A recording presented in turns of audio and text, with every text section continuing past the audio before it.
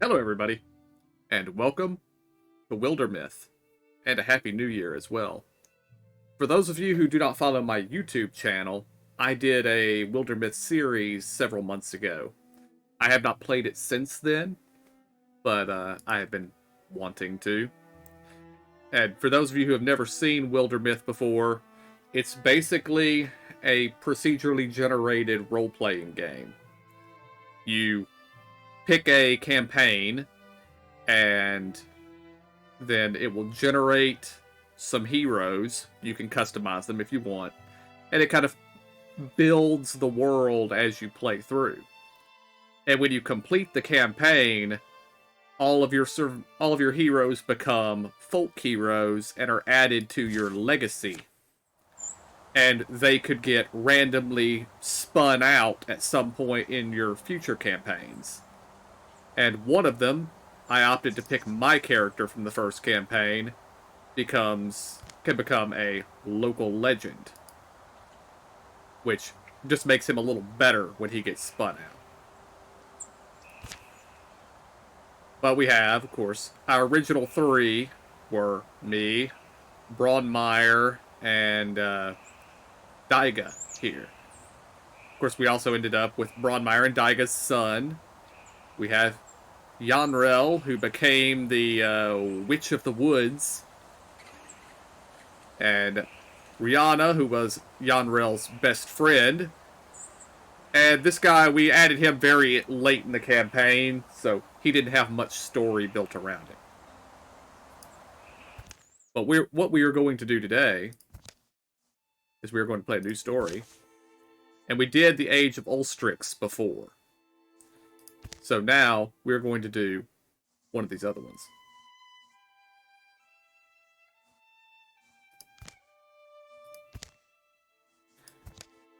A centuries old war resurfaces, bringing with it questions of humanity, identity, and the price of ambition. A 5-chapter story with Morthagi as the main threat. This was a 3-chapter story, if I remember correctly. 5-chapter, 5. Okay, down here apparently we have just these are. It would generate an entire thing.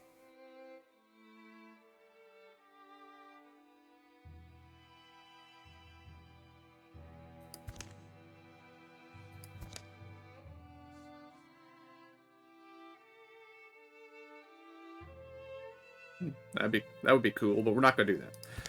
Okay, we're going to do the Enduring War. We never met the Morthagi in our first playthrough, so we'll meet them this time. I do not know if we're going to play through the entire campaign today. If we do not finish the campaign today, I will finish the campaign next Saturday.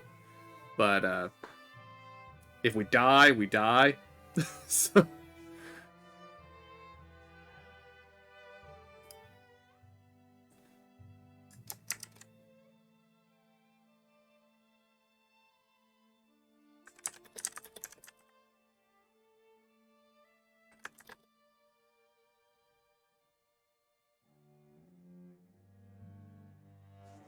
we're going to go with the Enduring War.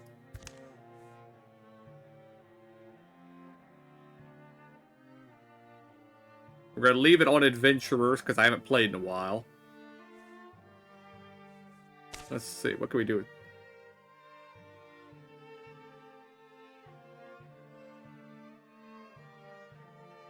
Yeah, we're going to leave it on Adventurer. I don't have any mods installed. And yes, we're going to be carved in stone.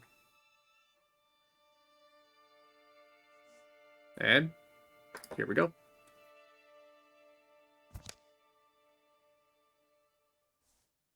Alright. Snarky goofball warrior. No. Greedy romantic? No. Okay, I will take a poetic romantic as our warrior. You start with one of each of the 3 classes. Decisive greed wagon? Sure, we'll keep that. And our mystic is a decisive loner. No. Cowardly leader. No. Snarky peacemaker, snarky leader. Yes. This will be our initial startup here. And their names are Jaime, Marsvir, and Stelia.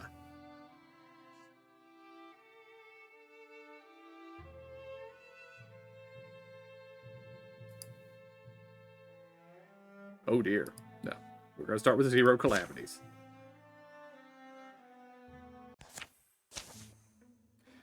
Alright.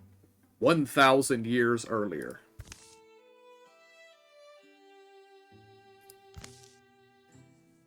Sundan.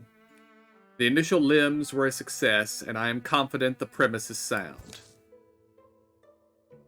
The thought of that sickness taking you first is too much to bear. We can ride this out together. We can endure. Griffin, you can't be serious. There were things they told us of. Things without souls that walk in forgotten places, following orders from centuries ago. Don't linger in caves. Don't delve too deep. Could be Morthagi down there. Other legends, like the Lady of Screams, they were intriguing, beautiful even. But something like that... Huh. Nightjaw was always our go-to threat growing up. Now that was a monster. And things in the dark can be left unseen.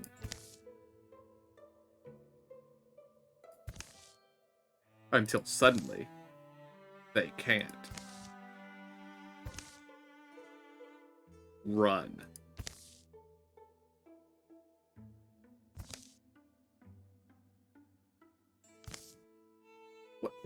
What was that?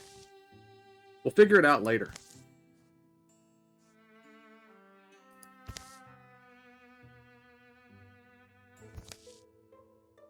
Those who can fight, make sure those who can't... Those who can fight, make sure those who can't are safe.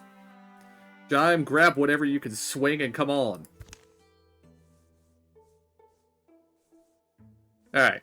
And this here sets up kind of the relationship between these two characters.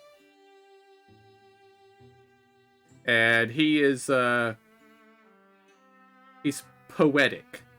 So, yeah, he'll cooperate. There's no showy stuff, just do the thing. Wait, what were you thinking I was gonna do? Let's see if we can get at them from multiple sides.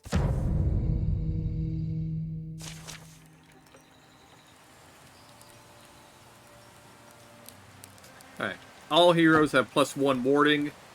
You'll get a combat modifier on a lot of missions. Sometimes it's negative, sometimes it's positive. And we have the Spectic and the Sommelier.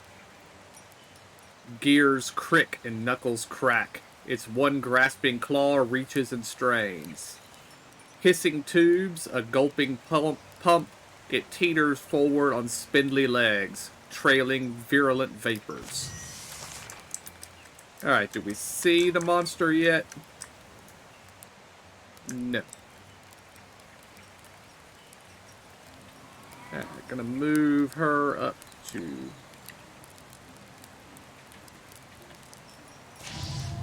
How is it? No, don't do that. Move her there. And she does nothing.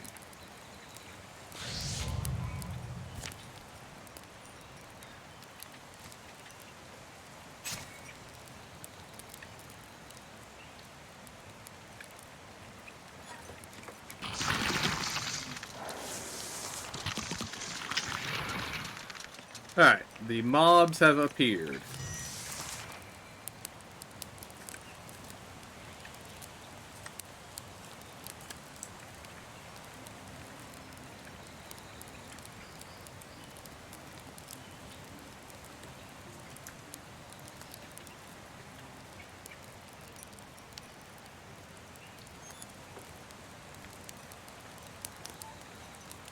Alright, if we want to hit this thing, we got to move to here.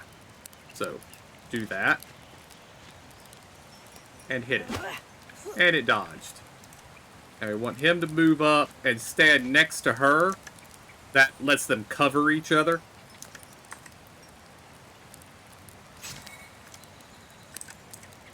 And we can actually do the same with him.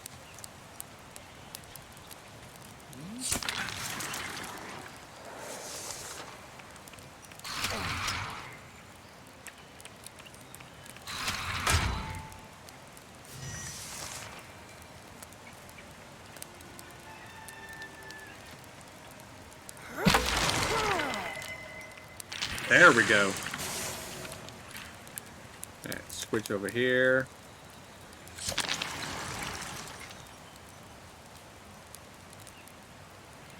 And he's not going to do anything.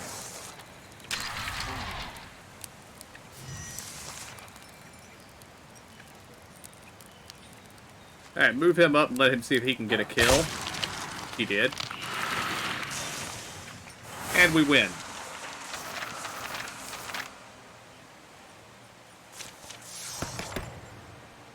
Okay, let's see.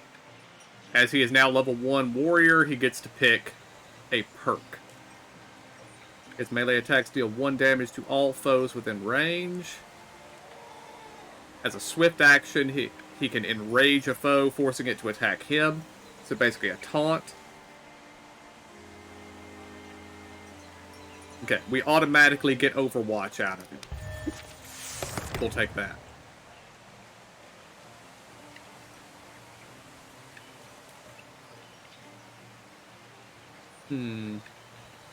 Okay, entering the Great Plain is excellent. It's basically stealth. Okay, and she becomes a mystic, which lets her do kind of magic stuff. Let's see. Bonds with the earth and summons from seedling and silt a wondrous tree that pins surrounding enemies. That would be useful. Could do advanced interfusions. That's also good.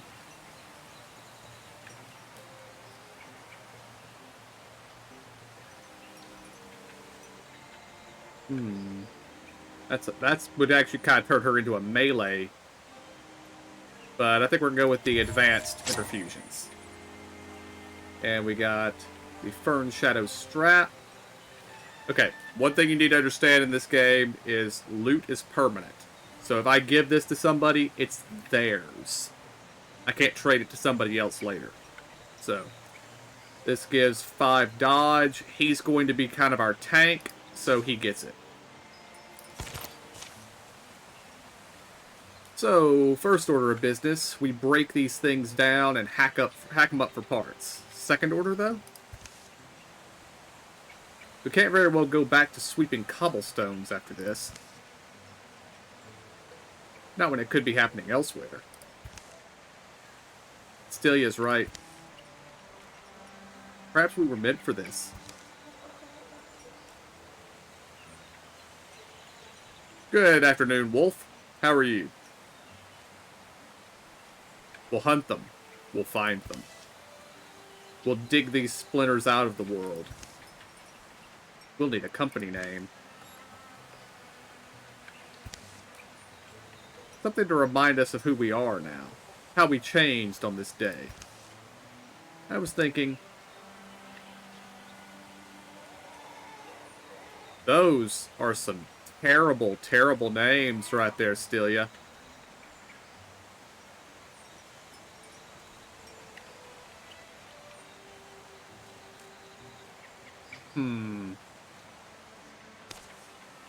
What should we name the company?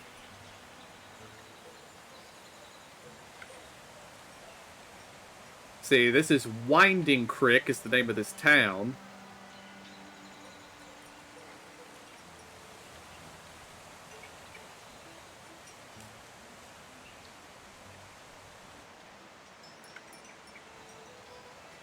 Oh, we got a randomizer. Let's see what we got.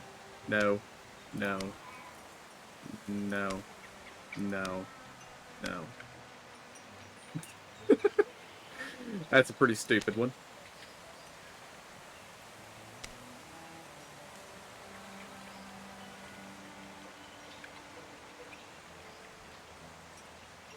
Alright, we'll get rid of Fell Colt on there, because that doesn't really make any sense, and it will be...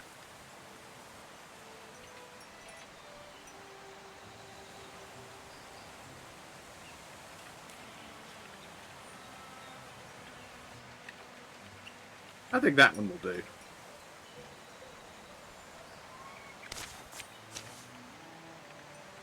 Sure, I don't have any better ideas.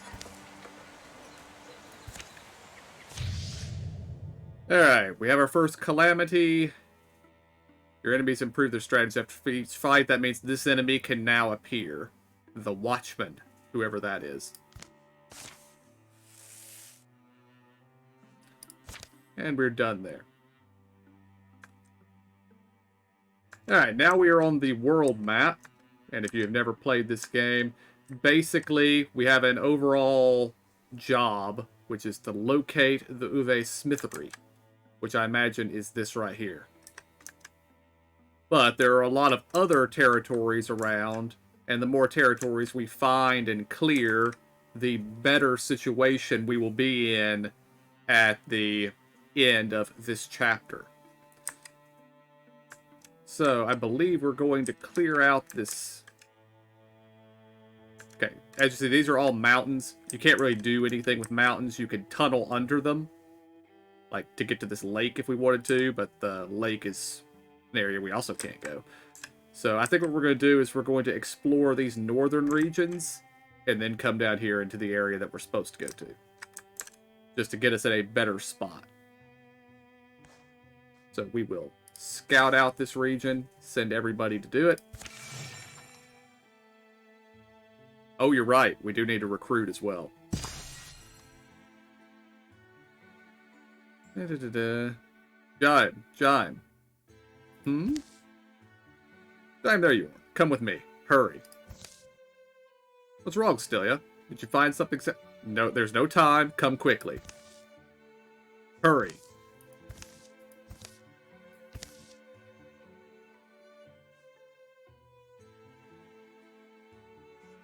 Slow down, Stilia. Wait for... Ah.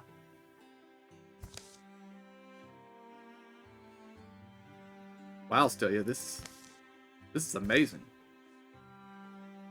You may play the flirt, but I know you're a romantic at heart. I'm glad I followed you here. I'd follow you anywhere. Is this a date?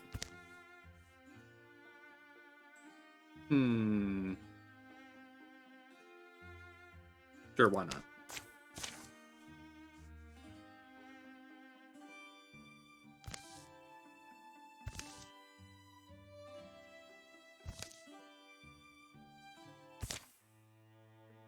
Alright, we are now going to send him back to recruit. Just...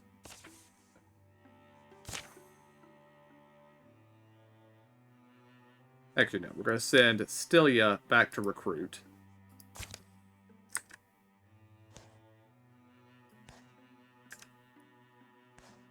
We need a bridge, don't we?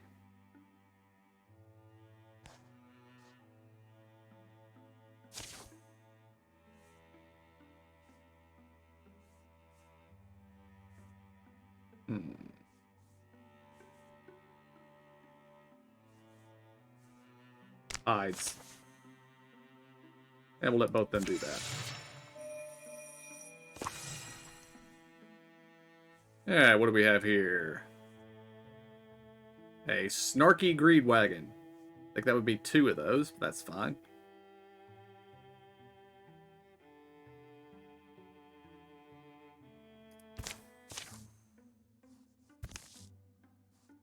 You're back. I saw you leave a while ago. I did, but it occurs to me that we'll need more help if we're going to have any kind of impact on the Morthagi. And Winding Creek is right here, so... Are you interested? Perhaps. Get one thing straight, though. I'm not some second-string sod here, right? Of course not. I get my fair share of the spoils? Sure. My name in the songs? If you earn it. Oh, I will. So you're in? I am. What sort of skills do you need the most? Let's say we have one warrior, one mystic, one hunter. Second warrior.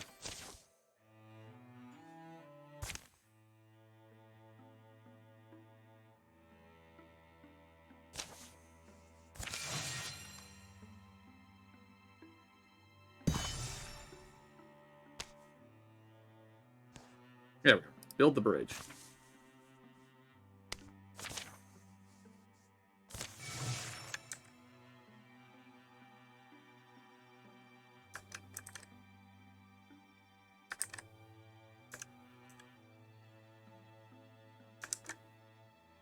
Kind of an interesting map. Alright, let's see. Gets a kill. The next attack against her will miss. Once every other turn, as a swift action, Shauna sheds 2 of a foe's armor with her weapon. Yeah. Break armor. That good. That's good. Alright. You two won't get there in time to help, but you can start moving in that direction. Or maybe you will get there. Scout. Send everybody.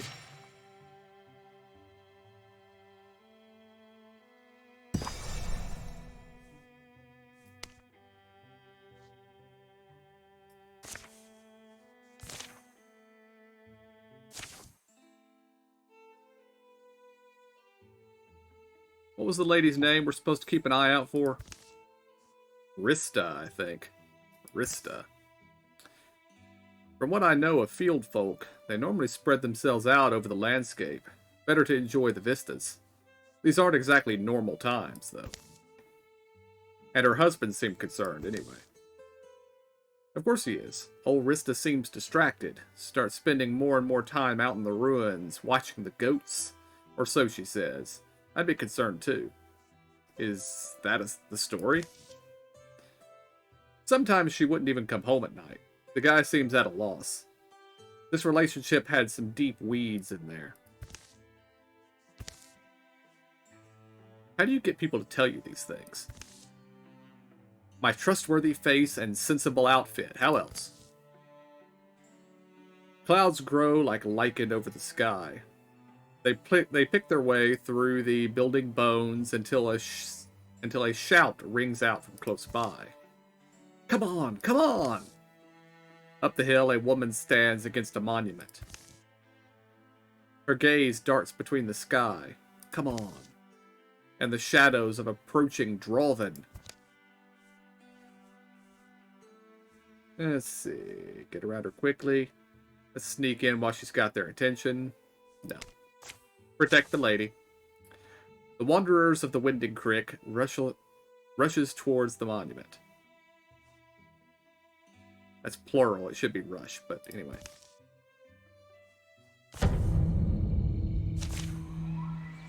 Alright. We have stumps, which it moves with a warrior's bearing, barks for the thrill of the fight. And darts. Carefully and quickly it looks for an opening and places its next shot. So ranged fighters and melee fighters. Okay. Oh, we have control over this Rista character. Okay.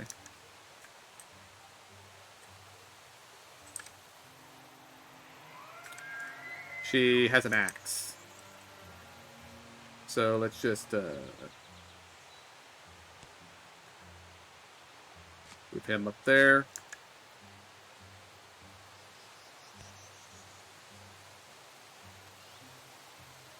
Or there.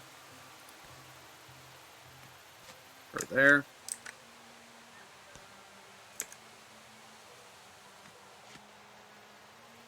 $25, $85, $85.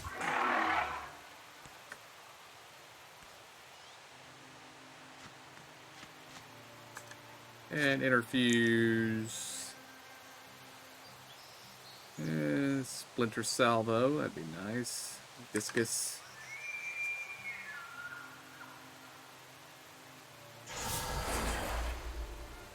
And okay, apparently can't do anything with that yet. We'll do a splinter blast instead. And they blocked it. Of course they did. Okay, Guardian, Guardian. Done.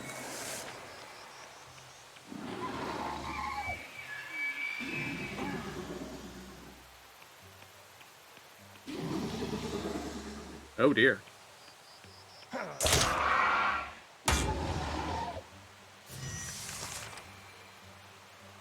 Okay, first things first, you fall back here.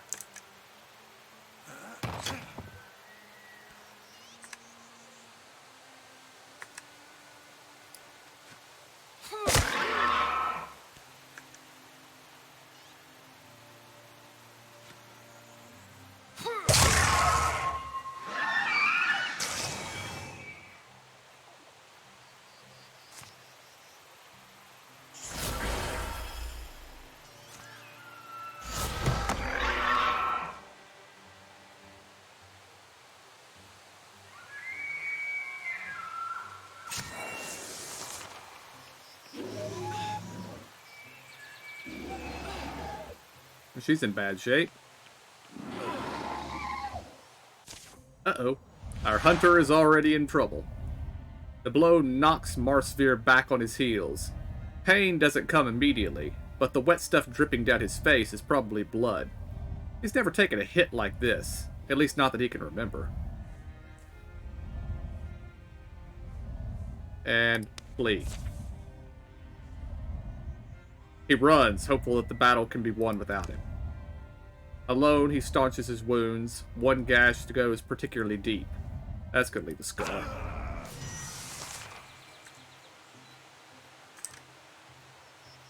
We need to...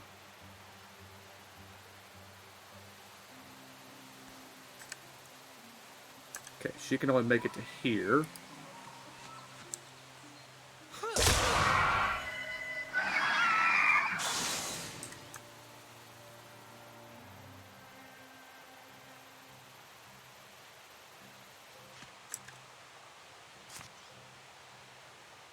Have that range.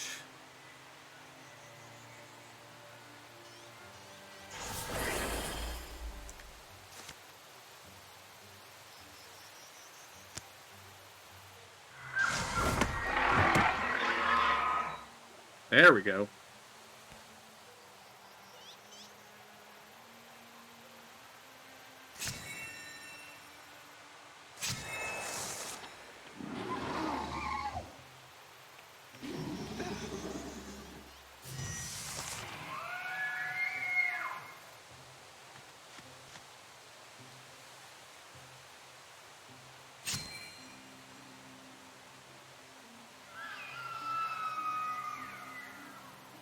He needs to move up here. Move him up there.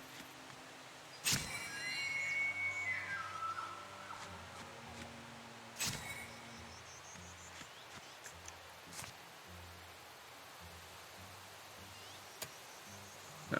Discus from this one.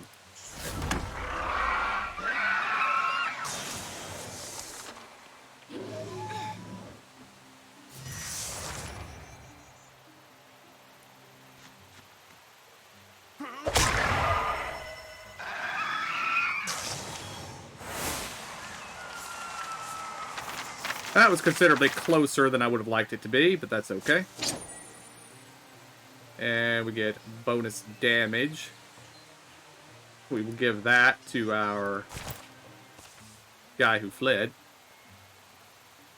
After patching up the injured, Stelia turns to the woman who is now rubbing her arms and staring at the ground. Rista? Do I know you? Your husband sends his regards. So what's the story? Watching the goats? The goats do like it here. They climb the ruins. But that's not... When the field began to get more dangerous, I thought it might be time to finally use the storm well here. This? What is it? Surprised you haven't heard of it. This thing's been on the family land forever. Uncle said it was Corian. We had stories that it could... This is going to sound crazy, but that it could give you power. And my family are abysmal storytellers, see? Terrible imaginations. So I thought maybe they're not just stories. Maybe I could, you know, protect the goats. And my husband, my Mulrin, if I could get a hold of that power. It takes research, some old family recipes, and time. Lots of time to get the Stormwell to give up its secrets. I didn't want to tell Mulrin. Rather, he came up with a story on his own. Better than the story of a goat herd trying to wear a hat 2 sizes too big for her. It's a shame, though. I needed maybe one more good storm. The clouds looked promising today, and I thought I could finish up the process before the monsters got here. No such luck. It was silly, now that I've seen what fighting really is. I'm not cut out for it. Glad I never told Mulrin. So now you're going to? Count my goats and go home, yeah. Unless one of you wants it. It's possible. Make the beasts pay good next time. The sky is clearing now, but if you want to take me up on it, come back sometime. Ask for Rista blue corn. Mulrin too. We'll feed you, put you up, give you otherworldly powers. Make up for what happened here today.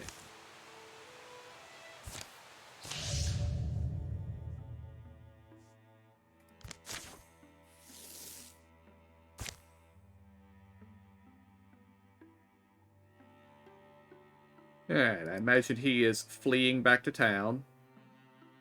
Okay, we will do secure the outfitter. Find an item. And we will have those two do it.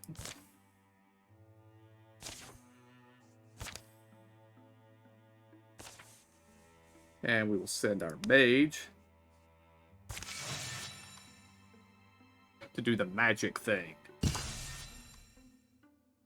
Rista and Mulrin welcomed Stilia and stuffed her full of bristleberry pie and goat cheese while they waited for a storm to roll in. Right, this is more like it. Mulrin, get your boots. You stay. Rista tinkered with the top of the storm well. Careful. Wonderful. Good sign. Almost there. You call us when you're ready.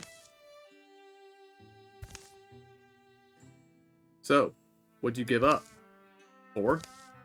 The whole heroing. You know, like your goats or a random spouse, to name examples at random. Oh. I got lucky, I guess. Jime's out here too, so I've gained more than I've lost. Convenient. We've got a lot of time ahead, but who knows? Maybe one of us will have to bow out someday. There'll be discussions. Or maybe things will have settled down for good and it won't be an issue. Stilia's musings are sharply interrupted. Rista! It's been a long flower to bloom, but it's quite pretty now, isn't it? The Stormwell fills with light, or water, or both. It swirls and spills over the sides. I should have asked this before, but am I going to have to fight something? Probably not. What happens now, then? Well, that wasn't in the stories. The ancient voices of the Tempest aren't telling you?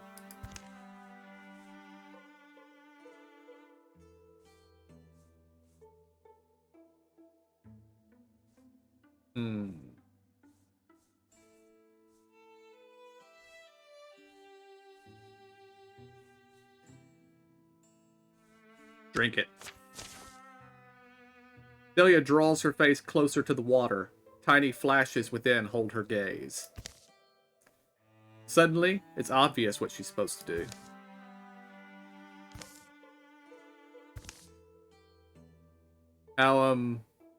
How'd it taste? A little metallic. Not great, honestly.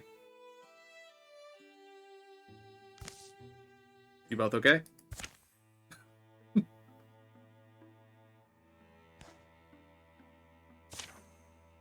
So, what do we get here? Storm Touched.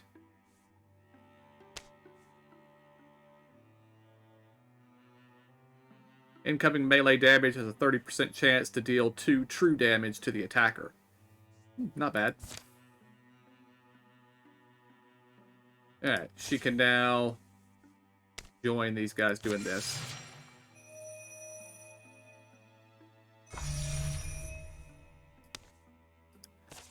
And I don't think he'll make it there in time, but...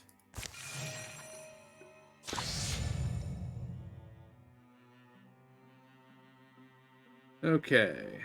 Your enemies advance their plans over time.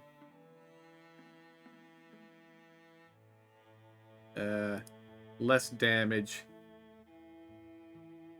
And less armor, please.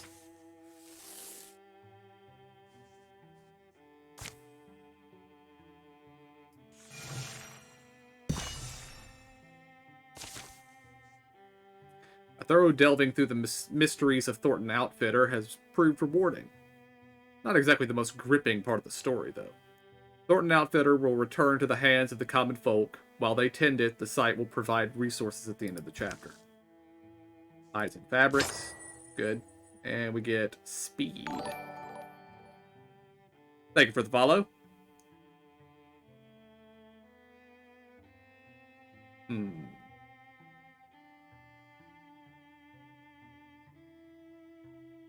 Yeah, give him more speed, dude. Maybe he will get killed less next time. Alright, scout. And send everybody.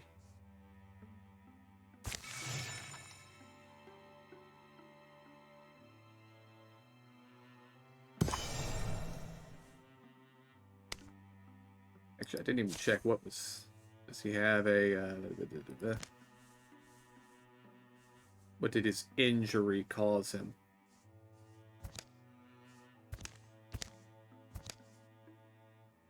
A nasty old scar. Minus 10 retirement age and minus 30 charisma. Oof. What is his charisma now? 0.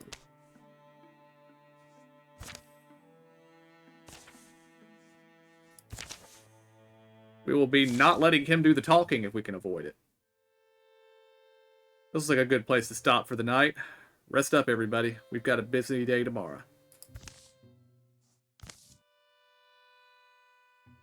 Gotta do something. See you all a bit later. I'll join you if you'd like some company. Why not? We got a destination tonight, Shauna?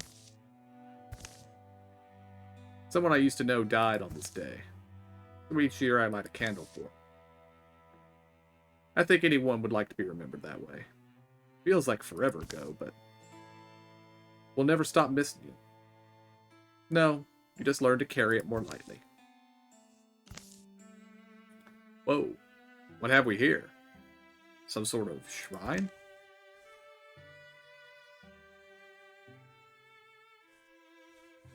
Yeah, place the candle. Shauna kneels, settling the candle on the shrine.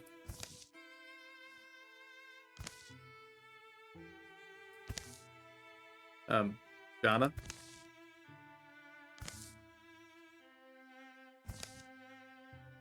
And just as suddenly as it appeared, it's gone once more. Shauna and Stila gain temporary accuracy.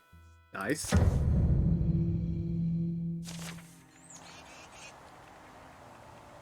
Alright, we got a watchman this time. Ratcheting necks swing round as its armored body roves, keeping uncompromising vigilance. Alright, we got one of them up here, one of them over there.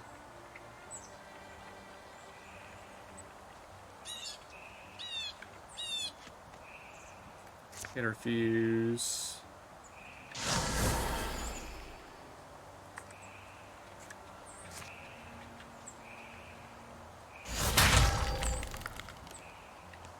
Well, at least it doesn't have any cover anymore.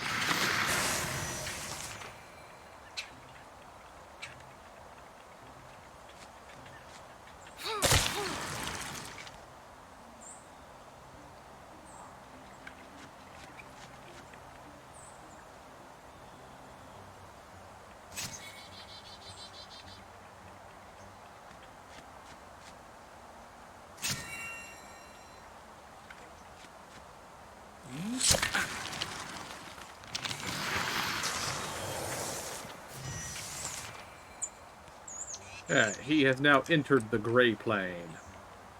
Move him up there. And he does nothing.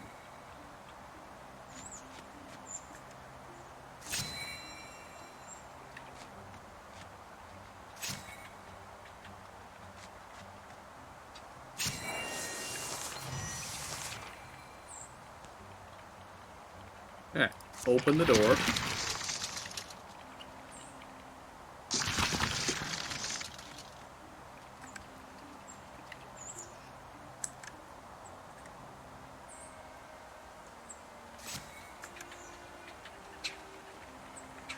Alright, Guardian. Step back. Done. Go.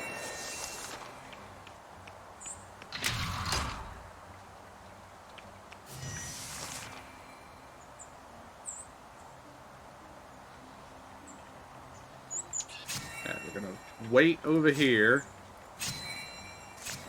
Let these enemies get closer.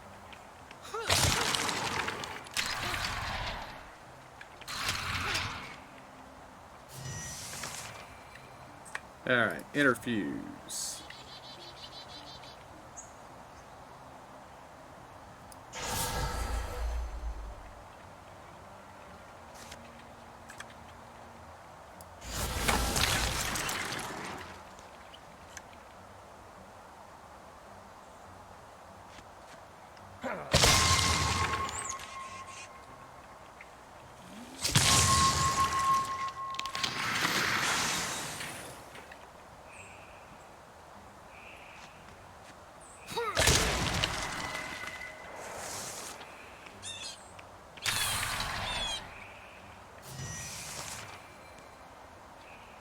Alright, let him make up for his mistake before and kill this thing.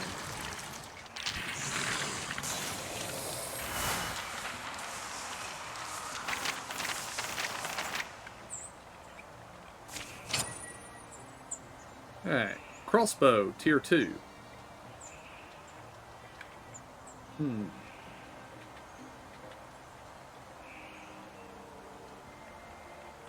He's gonna use regular bows. Let's give a crossbow to Giant. Sommelier now have extra armor. Boo. Secure the water wheel. Do the thing.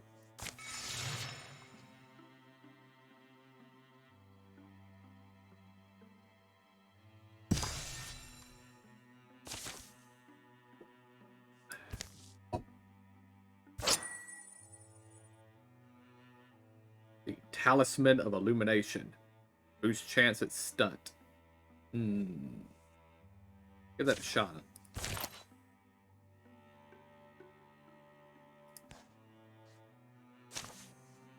And scout.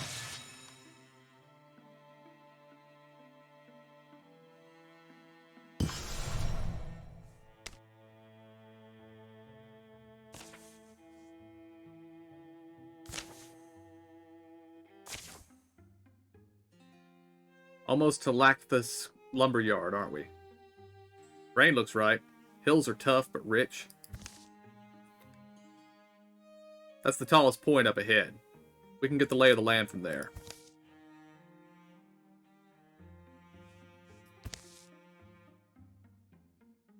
Atop the highest hill. That was steeper than I needed to be. Quite a view, though, I'll say. No, what's this?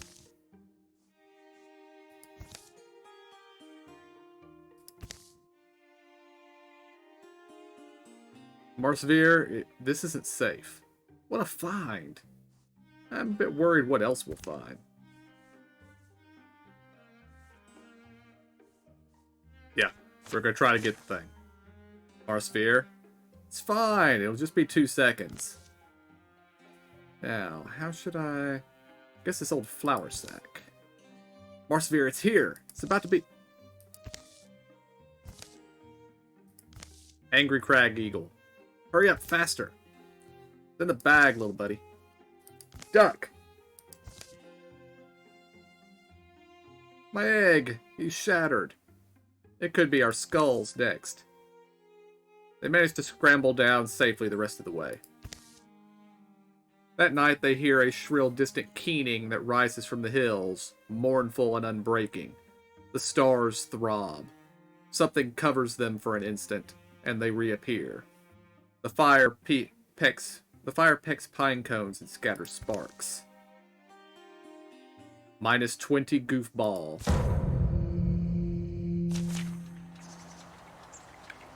Oof.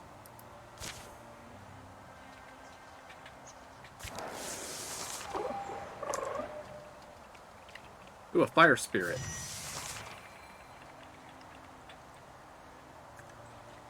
Okay, let's see. Interviews.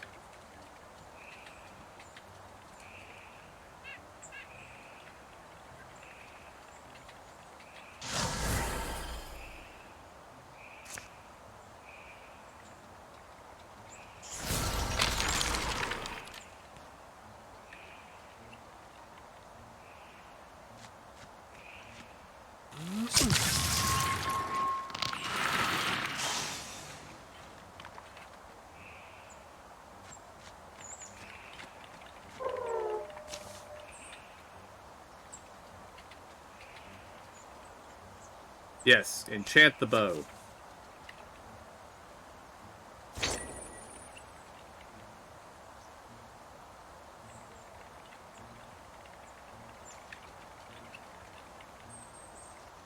Yes, increased damage. And Spirit Weaver's fine. We'll take that.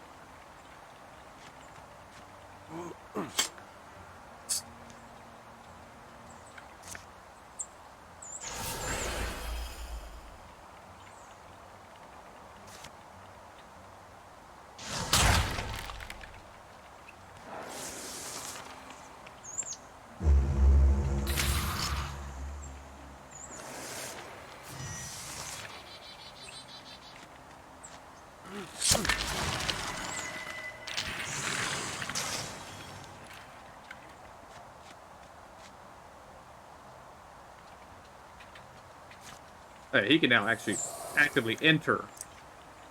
Yeah, I'd forgotten about that.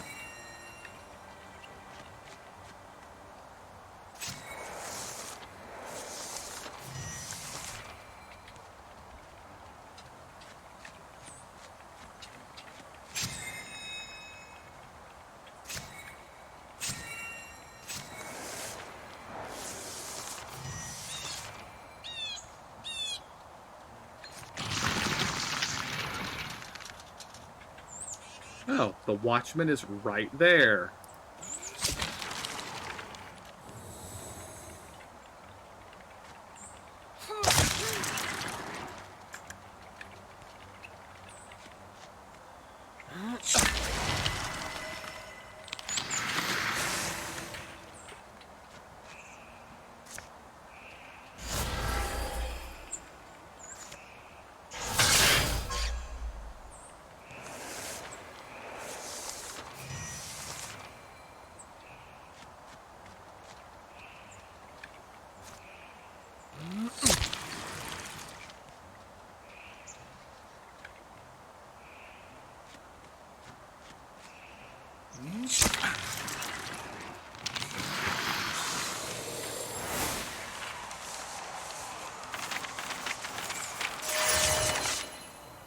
Ah, James has gained a level. Excellent.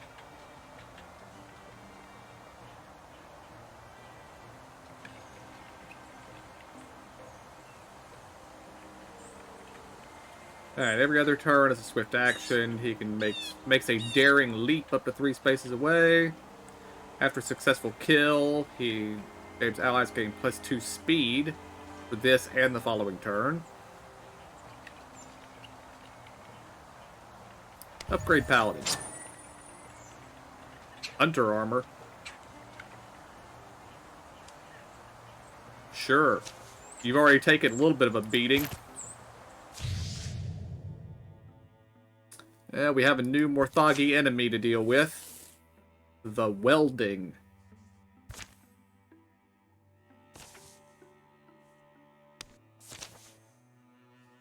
Yeah, do the thing.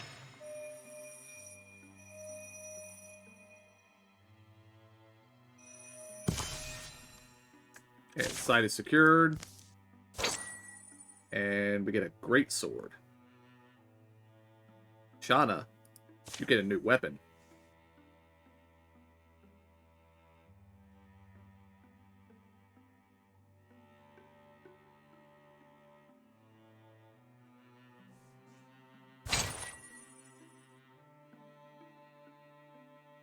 And bonus damage. You will also get that.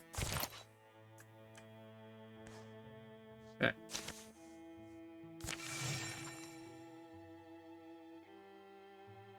Gonna take most of our time before a calamity card to get there.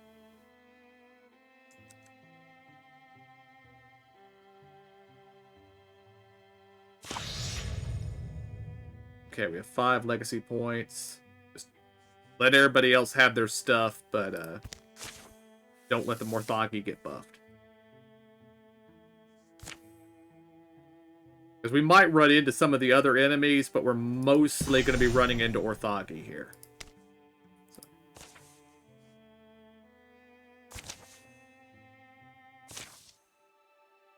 The sun's fallen, and a silver fog floats from the trees where shadows pool. Jime, stop for a second. Fog's getting thick. Important thing is to stick together. Perfect atmosphere, isn't it? Ever heard that story of O Mishal and the Mountain Ghost? The quiet forms a fence around them, impenetrable. The whirling air almost utterly opaque. Stila! Shauna! I think we need to not stand here. Let's get to the trees. At least those are solid. They halt just inside the shelter of the pines. The dark air clinging wet, the trunks they pressed to dampen their palms. I don't like tree clinging generally. And then, something vast moves beside them.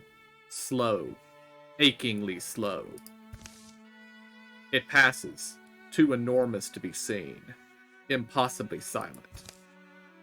What's...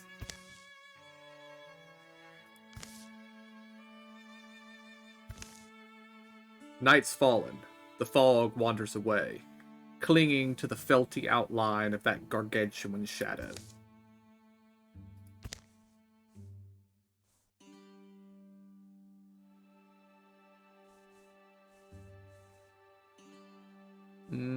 Go with Jime.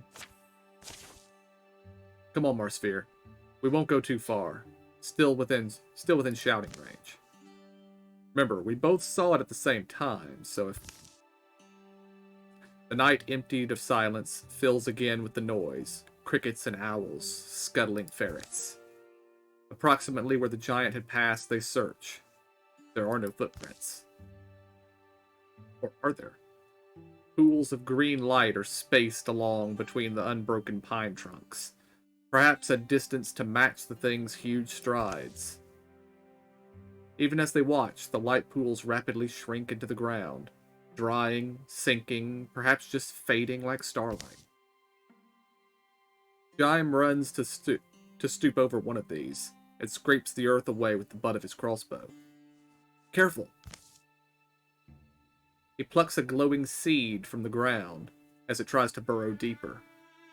It slips his grasp, but then floats, settling in the air.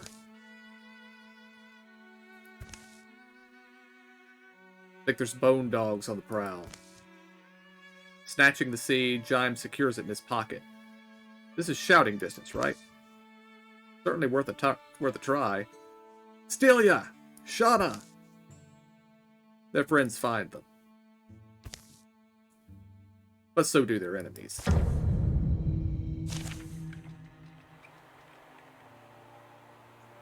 Okay, there is no walling this round. Okay. That's going to be a little bit of an issue.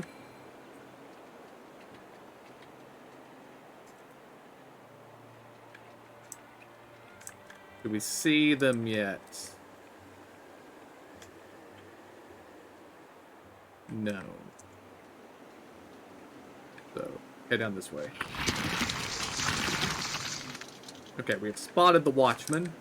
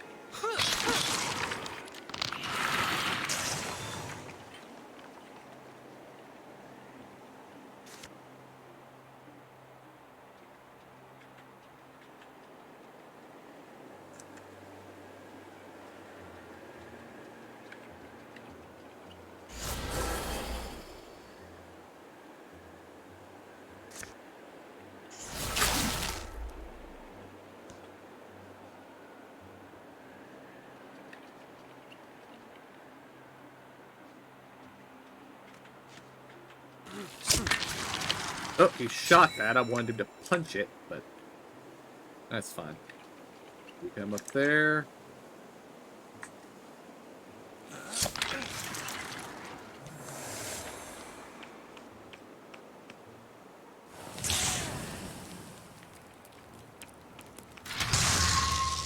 Oh dear, Shauna's in trouble.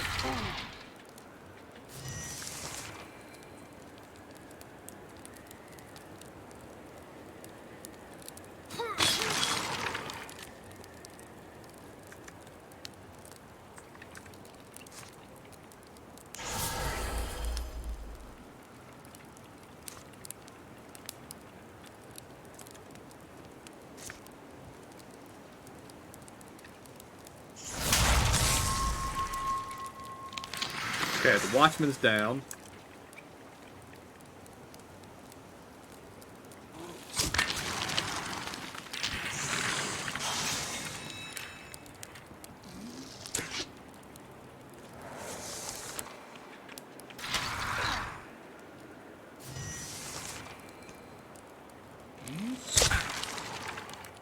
There.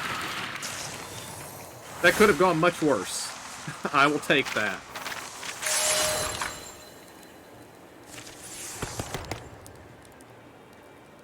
I just noticed her name is Shauna Even Drunk.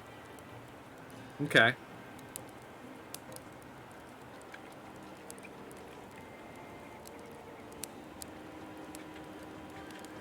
Battle dance, absolutely.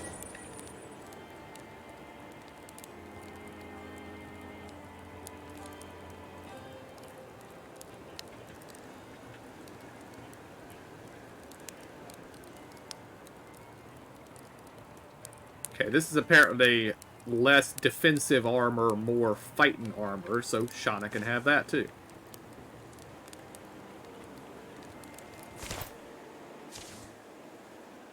Once again, the night air belongs to the songs of ordinary creatures. Everyone still here? I hate a night battle. Keep knocking into trees.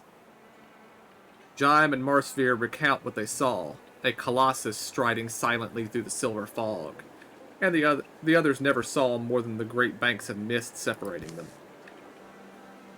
They make a further search for signs of the giant's passing, but are forced to camp, precious hours from sunrise having found nothing. You're an enigma, little seed.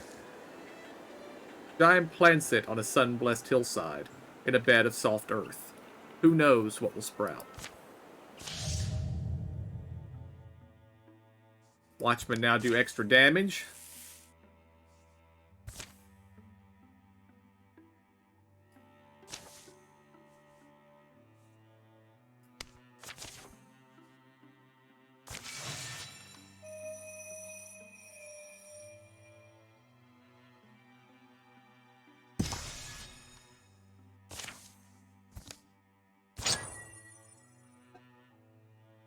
Okay, extra speed.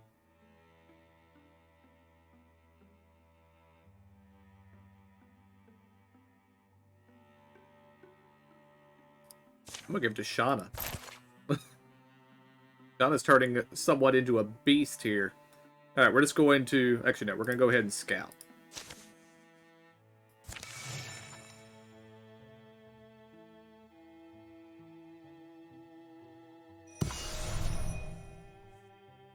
Alright, she's full health.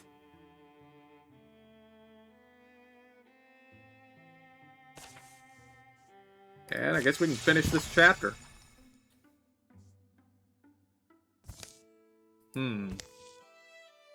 Normally I'd say sneak up behind them, but there's no behind here. They're all over the place. Not exactly masters of stealth themselves. I can hear their clamor from here. What do you think they're so agitated about? It's a forge. They probably love that stuff. It's like when you put me in front of a ham. Total mayhem. Mayhem?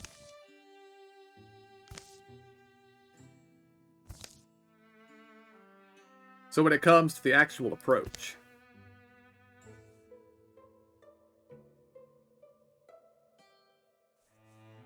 stick together and push in.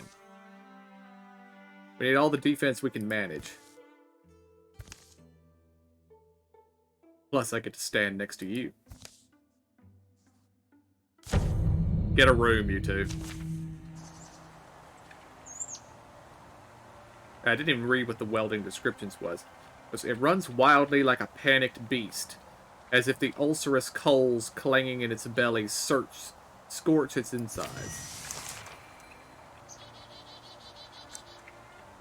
Okay, we got a watchman up here. Interfuse. That stuff. Splinter Blast.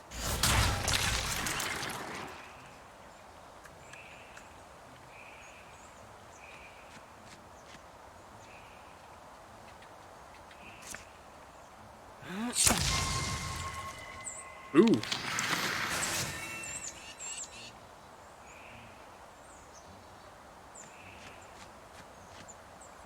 Up there, silk step to here.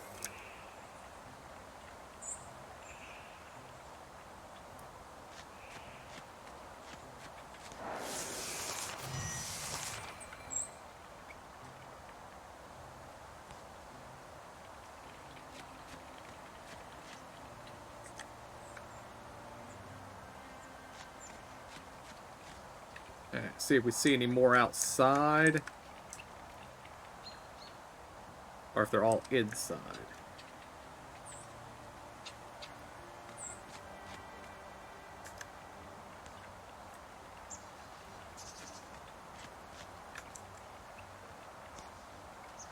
Looks like they're all inside.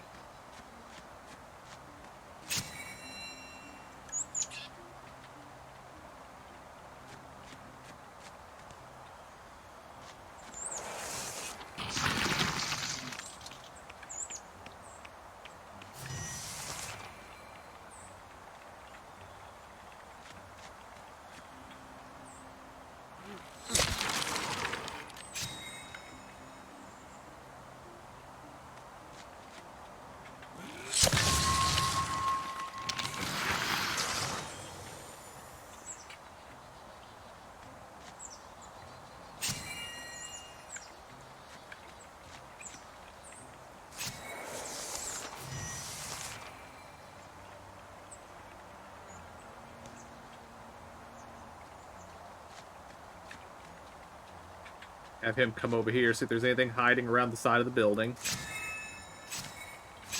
While they hold the door. Aha! There is something hiding around the side of the building. Just the other side of the building.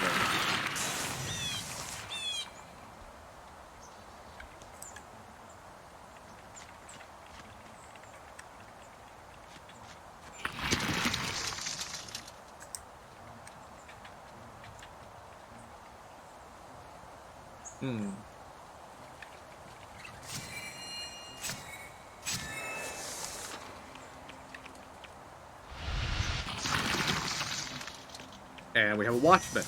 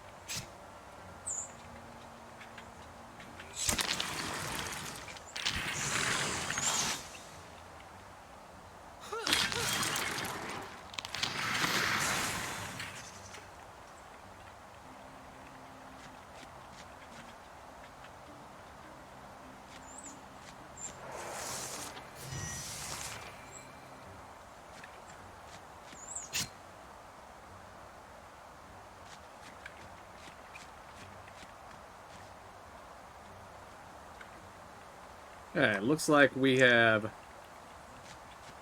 killed everything outside the building.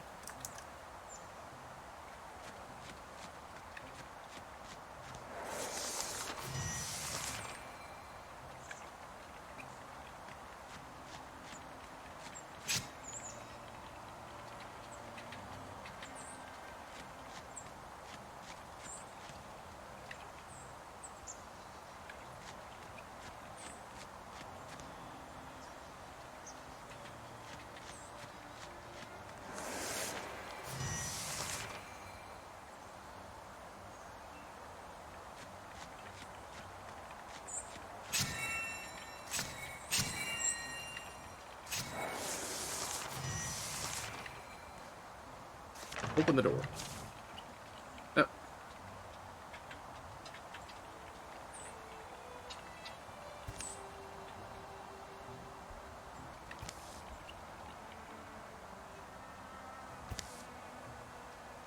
I told you to run.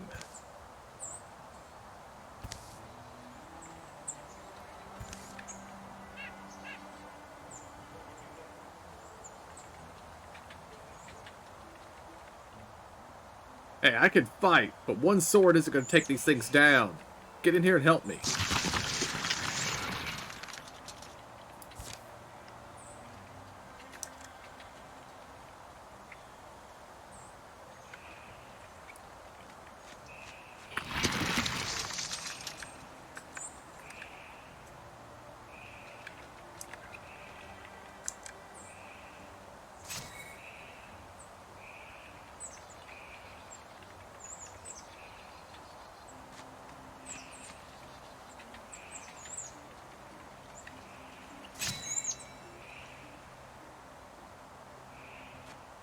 Yeah, you fall back over here.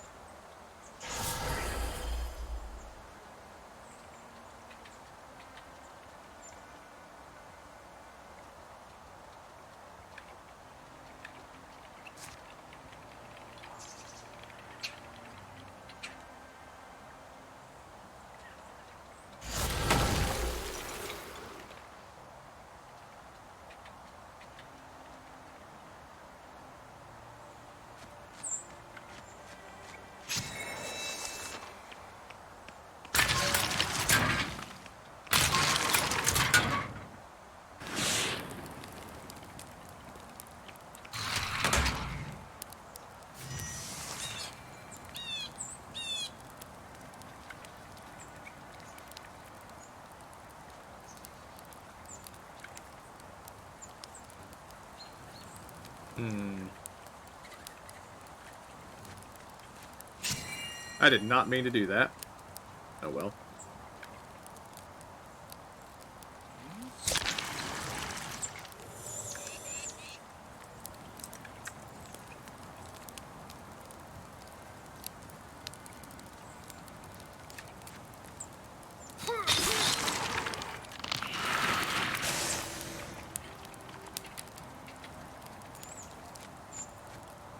Get him back there where he's safe.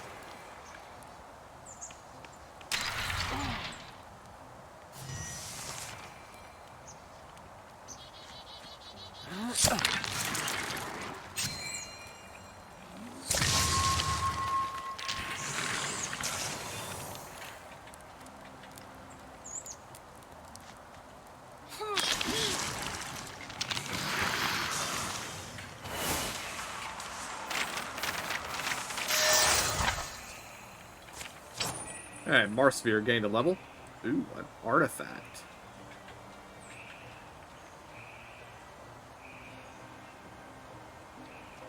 Okay, that is definitely a...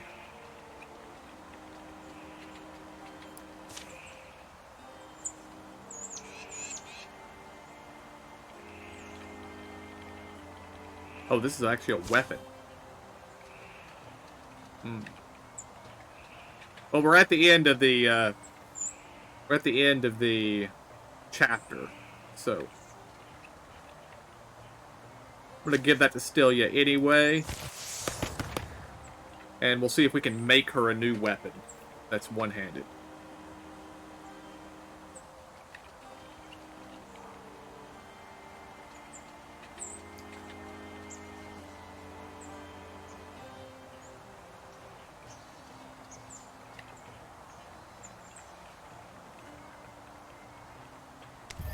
Upgrade Rogue. Sorry, I couldn't have been more help. I don't fight quite like I used to. That's alright. Most people don't even try to help. Could have gone worse, you know. It barged in here and tried to hide behind the furnace. Why would they go after their own kind like that? They wouldn't. There's something different about this one. I want to keep it around and see if I can compare it to other Morthagi. Maybe I'll put it where the door knocker shelf used to be. You think it can help me drag? Sure.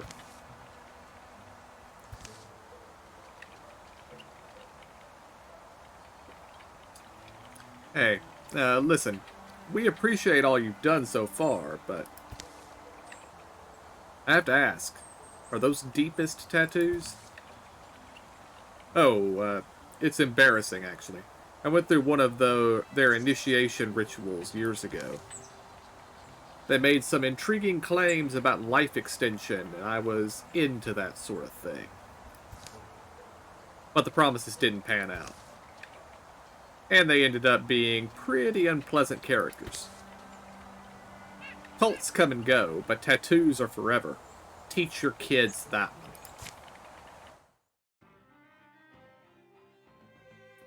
And 10 years of peace follow.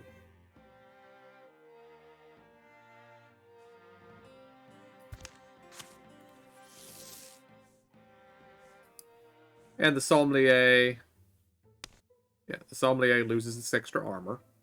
That's nice. During the 10 years of peace, Jaime tended his mystic seed until one day it sprouted. Well, maybe sprouted wasn't the right word. It burst up in a shower of dirt, producing small, fond noises. Do ladies fawn over sparkling-eyed pine cones? Well, I'm sure they'll love you. Its growth would be incredibly slow, but perhaps endless. Each day, Stelia swept the path and trimmed back weeds. Jime sometimes teased her about it good-naturedly. We draw our lines somewhere. Chaos creeps up, we keep it at bay.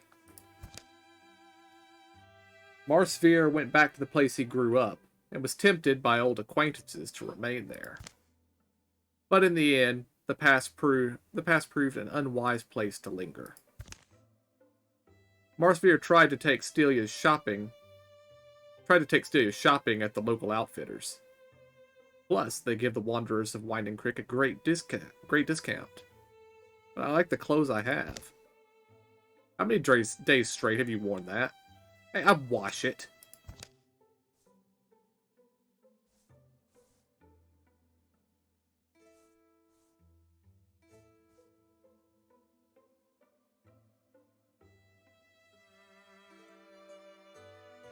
See, it gets passive -5 block. But we get Thunder Stomp. Which has 1 range, says once per turn is a swift action.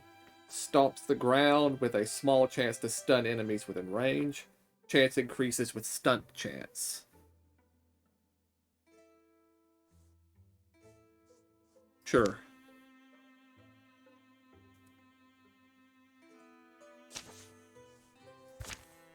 Alright, let's see.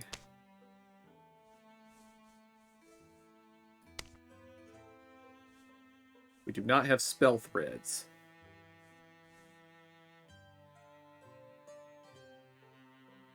Alright, we're going to make a wall.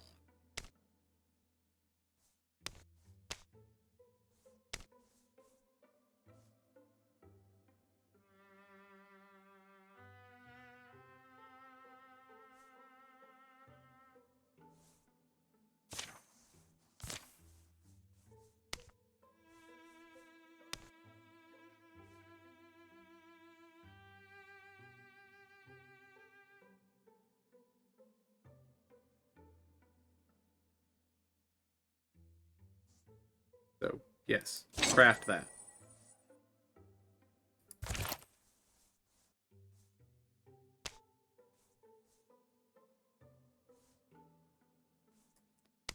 Alright, Jime.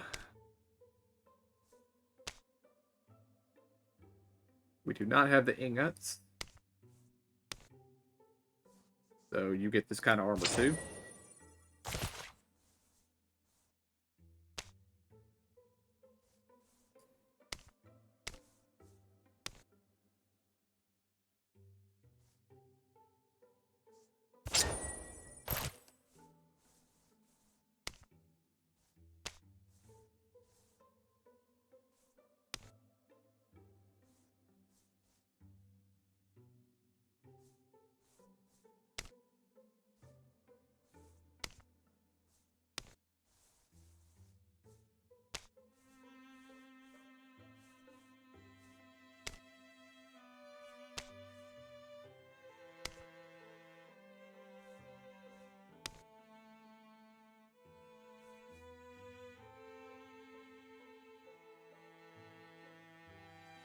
Yeah, you get a sword.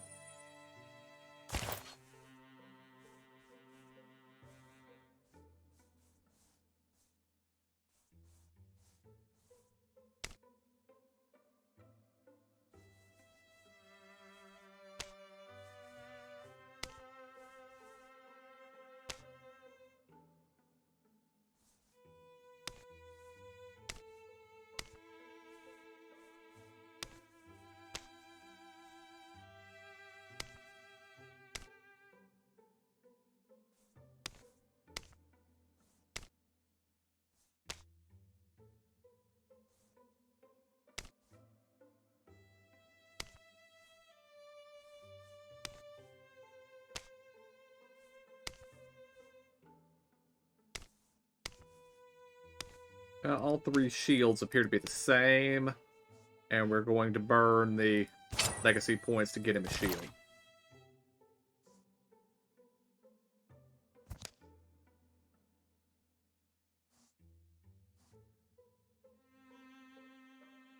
Griffin, you're back. I was so worried. When you wrote about that horrible, immortal, mechanical nonsense, I was afraid you'd lost your mind.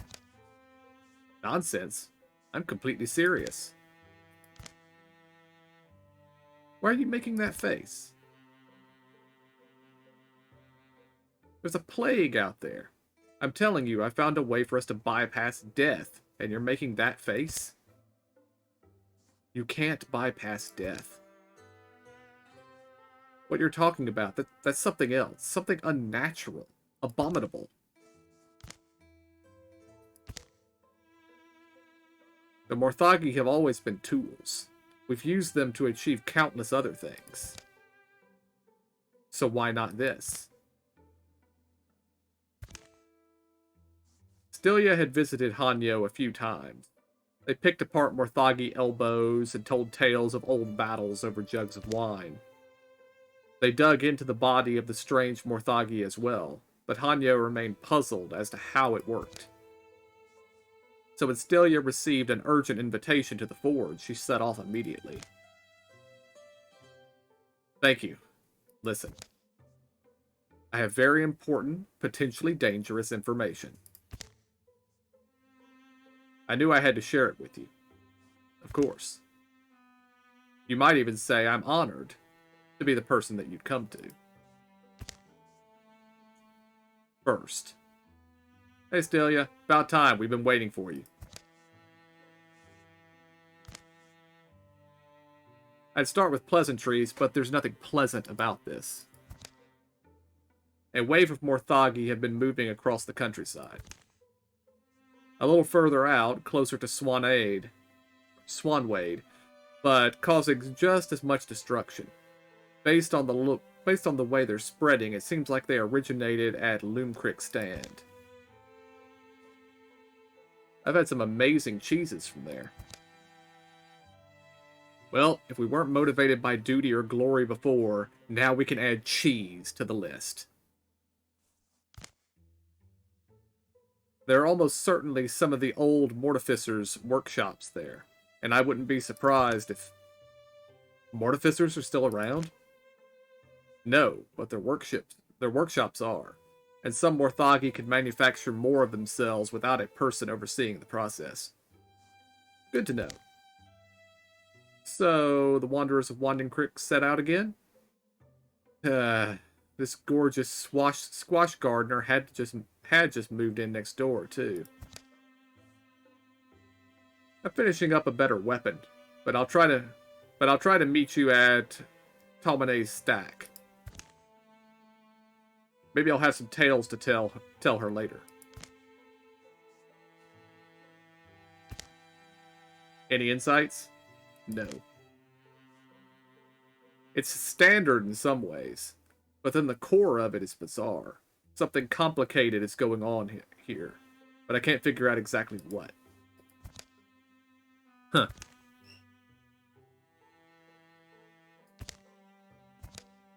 Excuse me. You have the body of my friend in there. You've kept it in decent condition. I appreciate that. Apologies. This must be strange. Not at all. That is, yes, it is strange. But I have many questions for you. The shadows deepen. All monster groups will draw an extra monster card in every battle.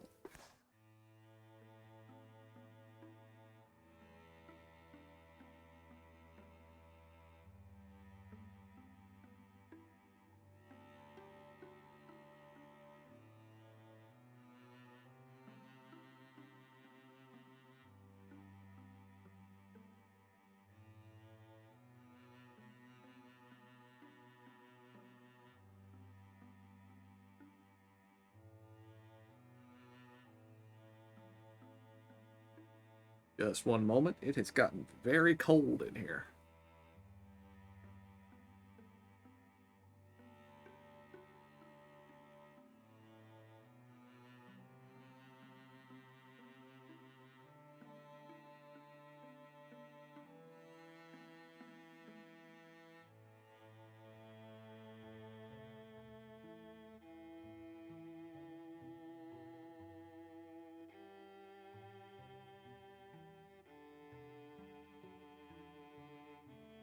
Alright, this is a good map. Come up here, claim this area, and then we all come down here to Swan Wade, and everything's right there.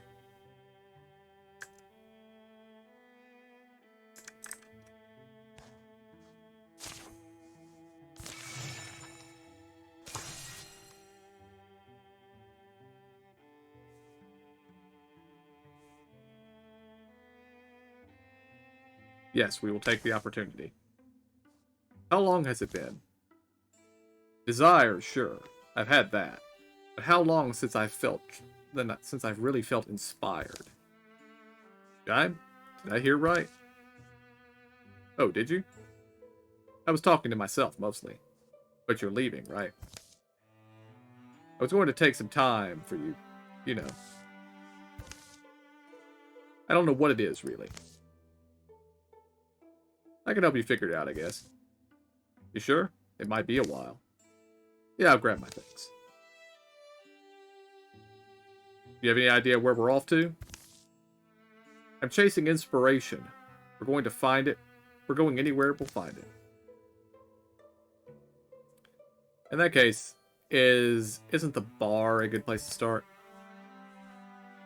No, it's beyond the horizon. That's what I do know. No, we're going drinking. No.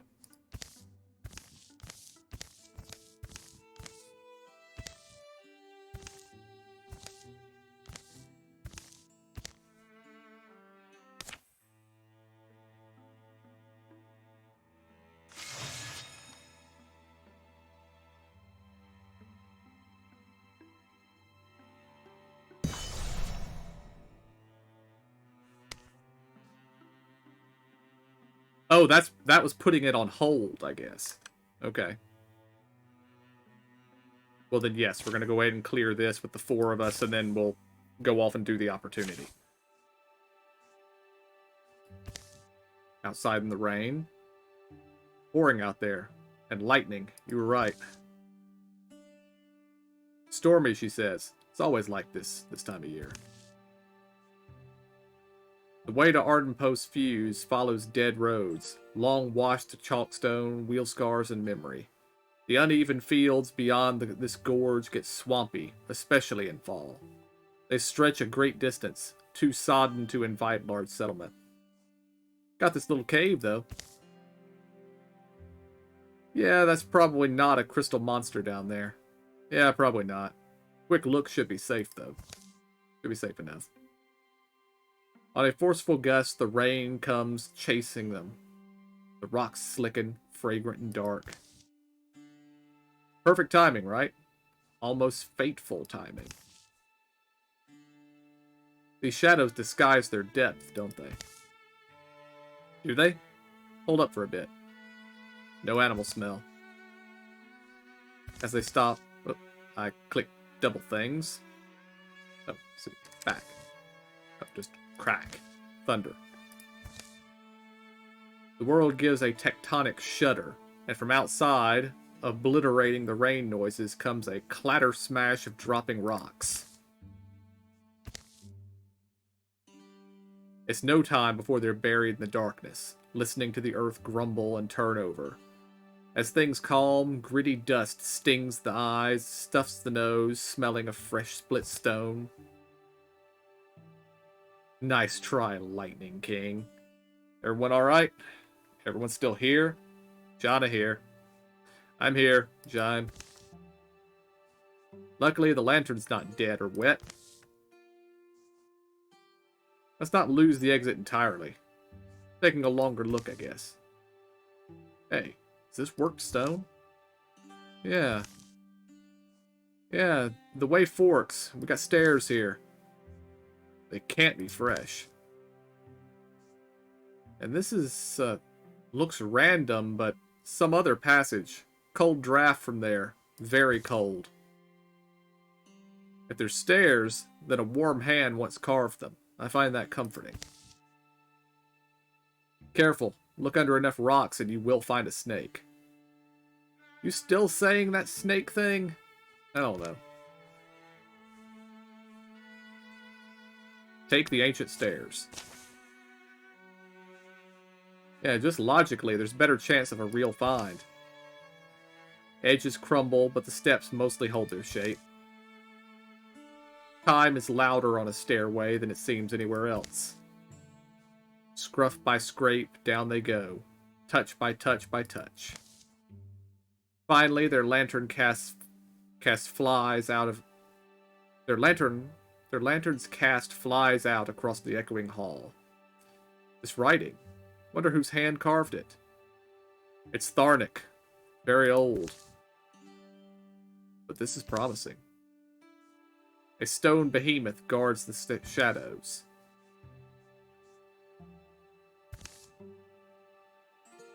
Damut, Tharnik god of rivers, words, and rhyme. And also justice. But I think it's just general wisdom.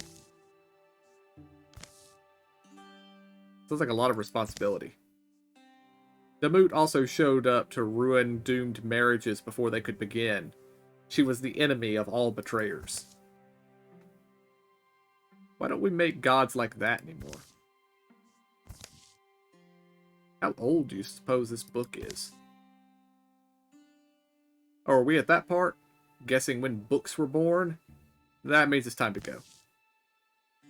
Marsphere bends for the book. It's been leaned unsacredly against the altar's foot. Warping its spine, he opens it. One word on the first page. Gwanad. Tharnik.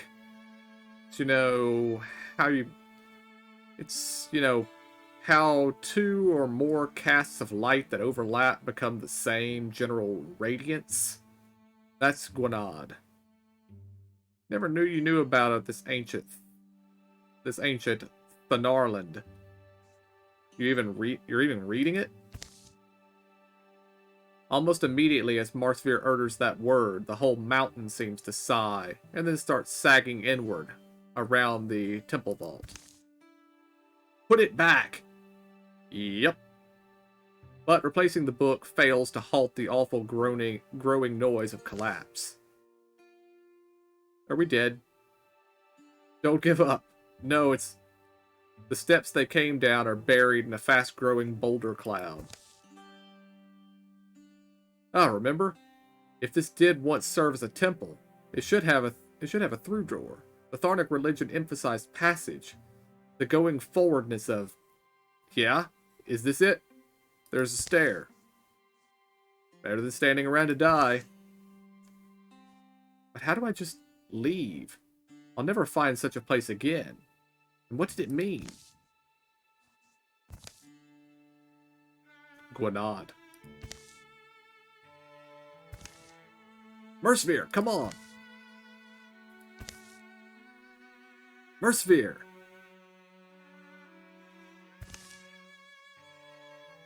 Donna drags a half-crushed and bleeding Marsphere down the shallow stairs of the passage.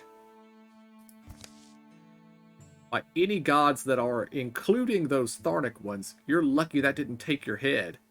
I'm okay. Slow because I had to grab what I could. Really should have known. Anyway, there's daylight ahead. Need help walking? Well, and it's also weird. Hey, you hear that? What happened? Marsphere all right? There's water noise. They emerge from the buried crossroads, in sight of Ardenpost Fuse, concealed from the Drolvin who lie in wait.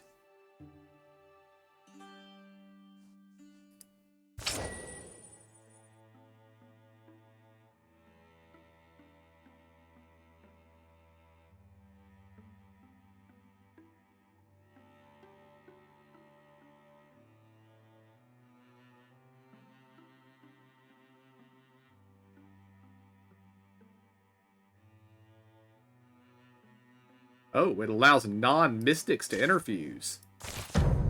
Okay, Marsphere.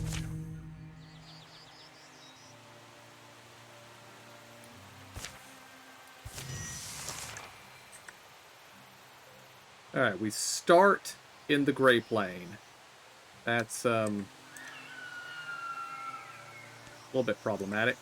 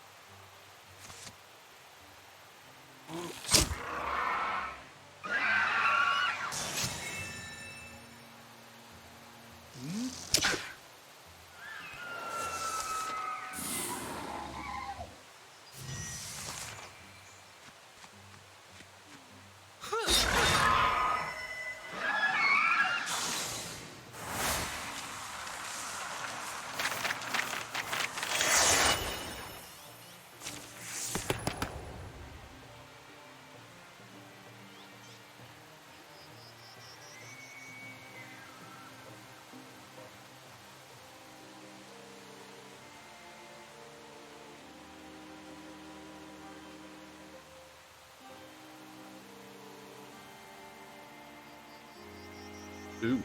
Yes, take that.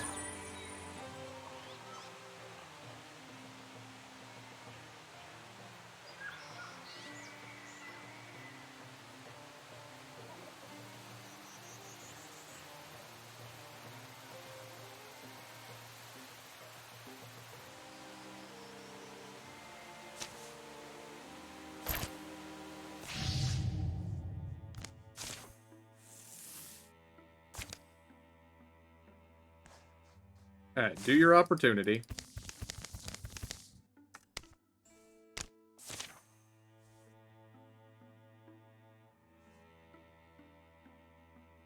Yeah, they're gonna go.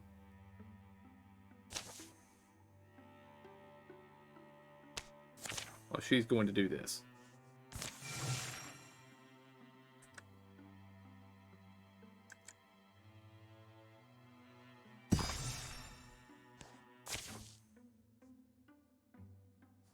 So what do you think of Hawk Hill Mine? Why doesn't it surprise me you wanted to come to a place called Hawk Hill Mine? They say the brave who come here shall learn of themselves deepest truth. Well, I guess I can get behind that.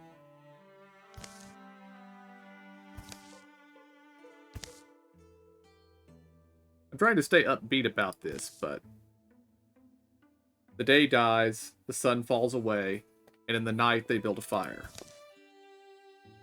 I don't know what I expected to find.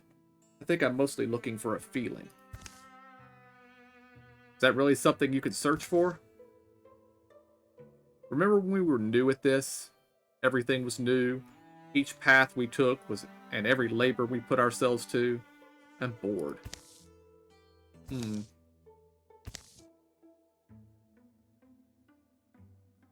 Tell me of sorrow, this rose that you kept. By the bed in which last your poor Isabel slept. That song. She woke, full of laughter, and brightly she gazed, the curve of her mouth in a kiss she upraised. She sang over the hills, peaks a shy but sure dawn, and sure as the sunrise, I'll someday be gone. But recall me in love, and our joy may live on. And you do, and you do, and you do.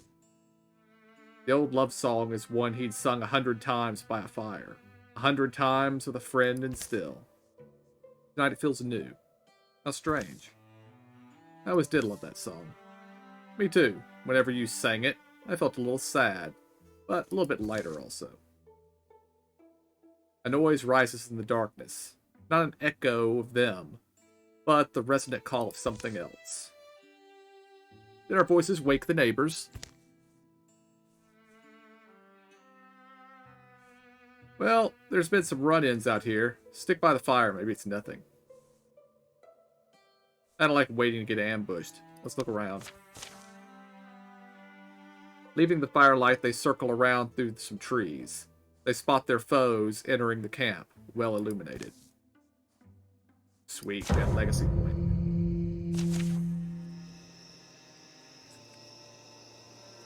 Flanking attacks deal +1 damage. Good.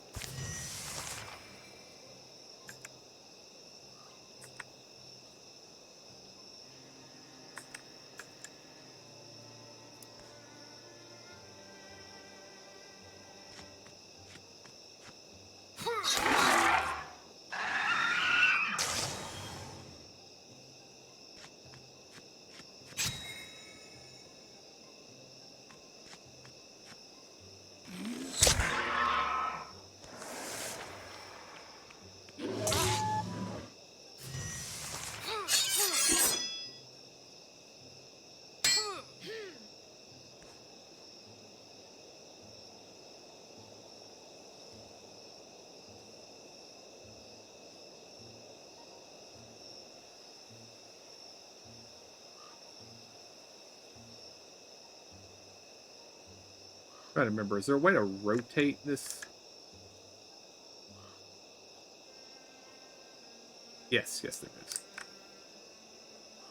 Okay, it is not flanking on that side, so come over here.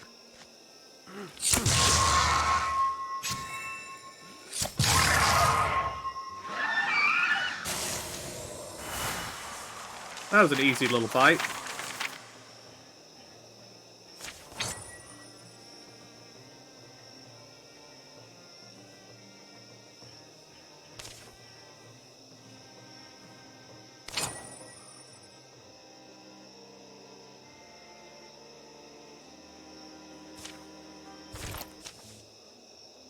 My eyes, it's all clear.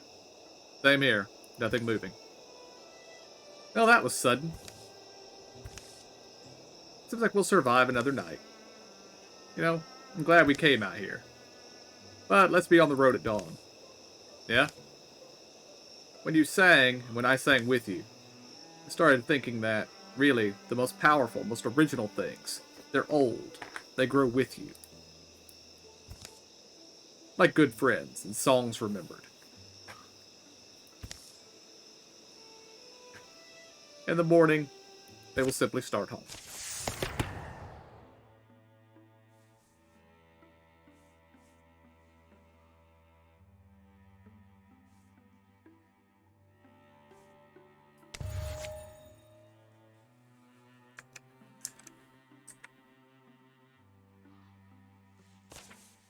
Alright, the three of you are going to come down here and start recruiting.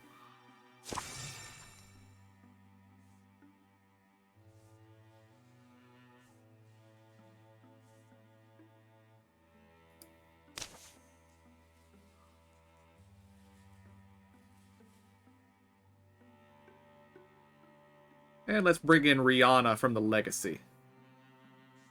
Well, it's expensive, but...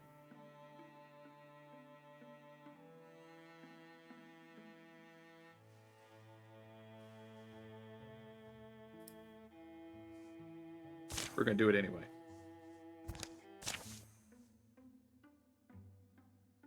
I'm still not sure how we convinced you to join our band of doofuses, but I'll take it. We'll be heading out tomorrow. Meet me at the main road in the morning.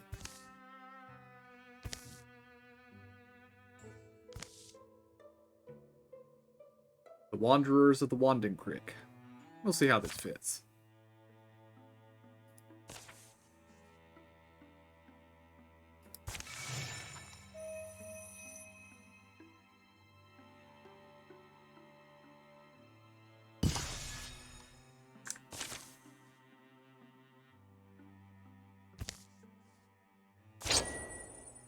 Ooh, spell threads. More warding.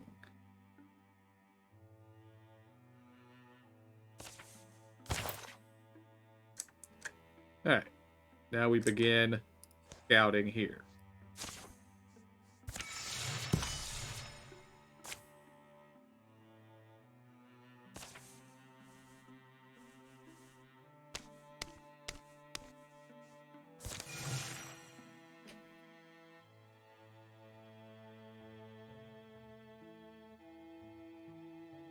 Gonna have it completely scouted before she even gets there.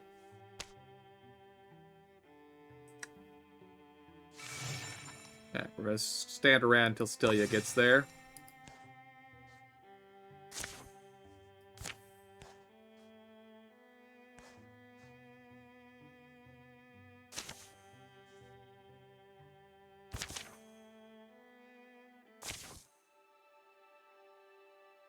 They hike a mulchy hill above Mary Weaver Works, making their final approach.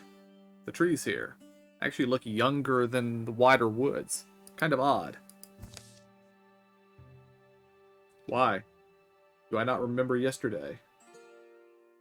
I'm going dull out here, I swear. I feel like I need this battle. A great heat. A grind to sharpen me. Did I say something?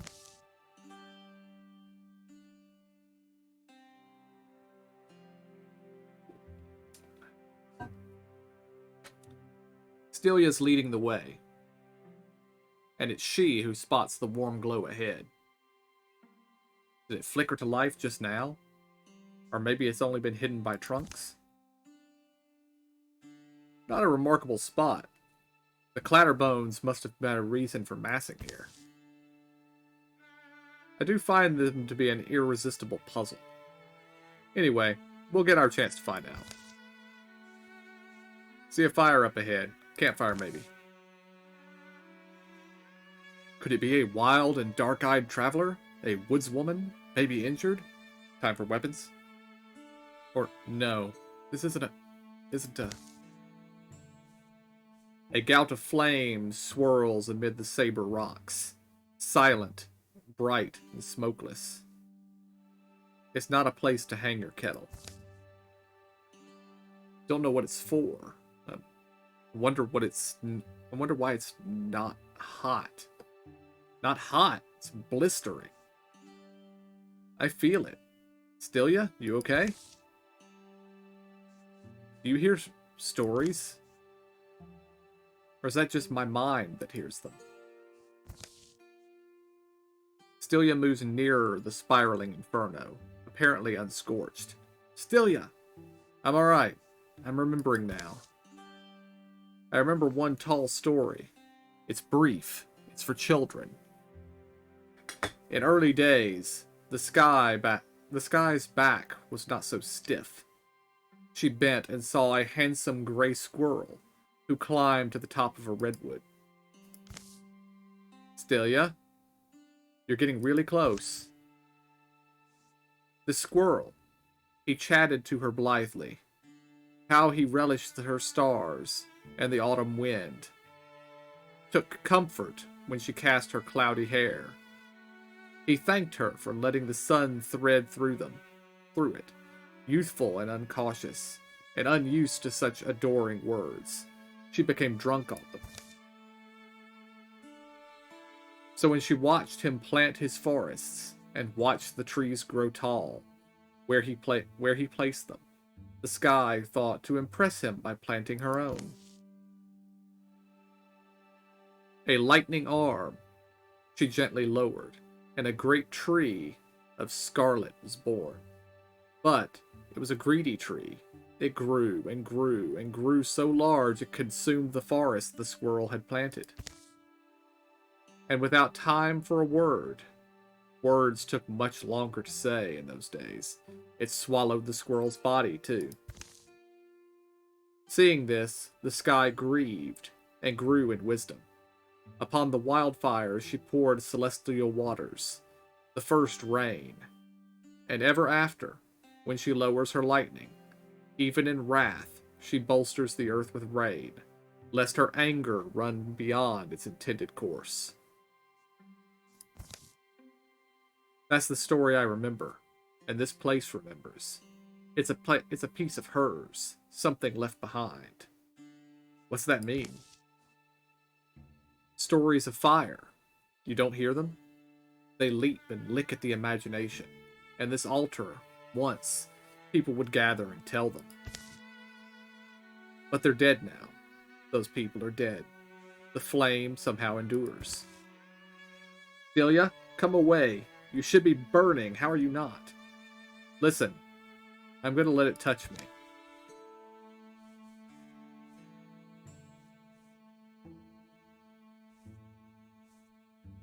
She's already infused with the power of the storms. Love, stop. Stilia, no. She leans close and lets the fire climb her wrist. It's alright. I'll be alright. What was that achievement we just got? Gain limbs from 2 different themes on a single hero. It's alright. I'll be alright. She stands unharmed as the flames file up her arm, orderly as ants. But then...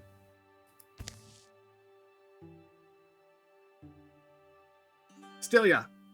A sudden mass of fire wreathes Stilia's body.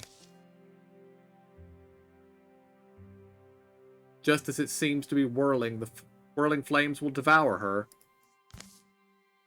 They retreat into the coals. Stilia stumbles back a few steps. What in... Stilia? Here's my canteen, still full. Let me... No. Keep your water. It's not painful. Not anymore. But oddly enough, I feel better than before. I feel ready for whatever's next. Tearing bracken and mechanical mash from gears announced the nearing enemy. And they're first. Talking and fixing it has to wait.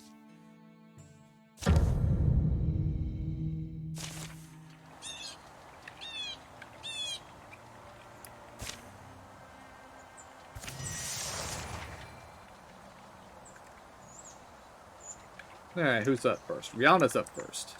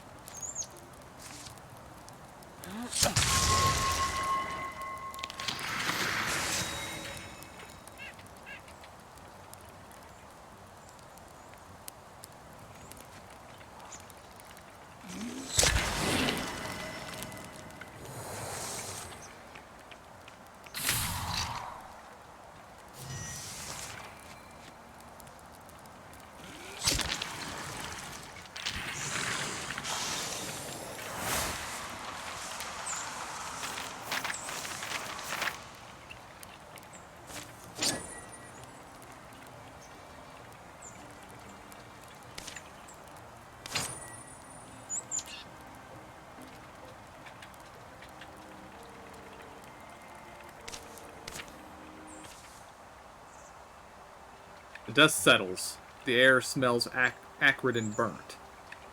You can control that thing, I hope? Hmm? The arm? Yeah. Can you talk for a second, Stilia? Quick summary might be good. What happened to you? Alright, so I really did hear something, right? Whatever presence was there in the altar, the flames, it spoke in me more than to me. Like the chorus of my primal ancestry. I heard them offer stories to the altar. Kavan of Summer, the Queen of Embers, the Sun Thief and the Empire of Ashes, or softer stories, like that little yarn about the sky and the Tree of Fire. I heard them, like flame keepers, people who drove their herds and built their shelters here, who poured out their mysteries by this altar. They must have carved and... Basically, I was chosen. Or, I guess, I chose myself, or I'm not totally sure. But I'm also not sure it matters. You already made the decision, so what can I say now? Just a little earnest for you, isn't it? So maybe I just have trouble totally understanding. I want to tell you, love. It's okay. I must be able to control it. I'll learn how, and I'll be okay. You're not going to tell me off, are you? Hmm? Nah. I personally think it'll be useful, depending on the seriousness of the drawbacks, of course. Be careful around delicate jewelry and fabrics.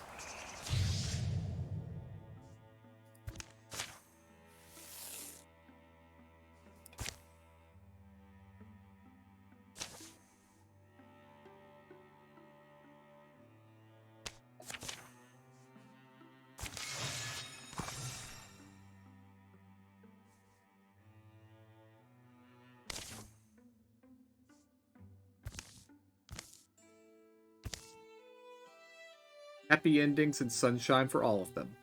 I hope. As for me, someone has to get her hands dirty.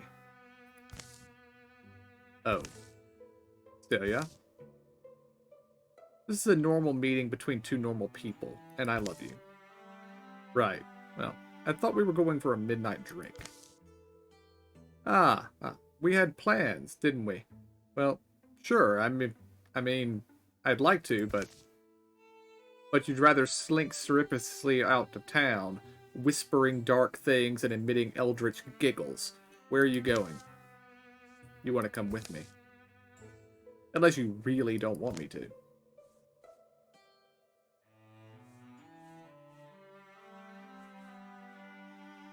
No, fine, come along. Bring a friend if you wish. I'm only warning you, this might get dark.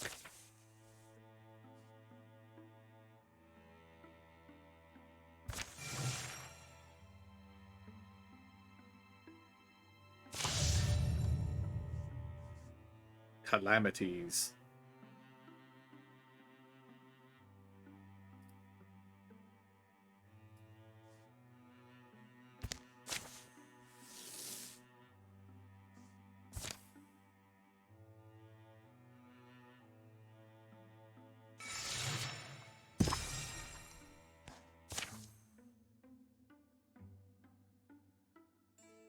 Often they traveled in the night.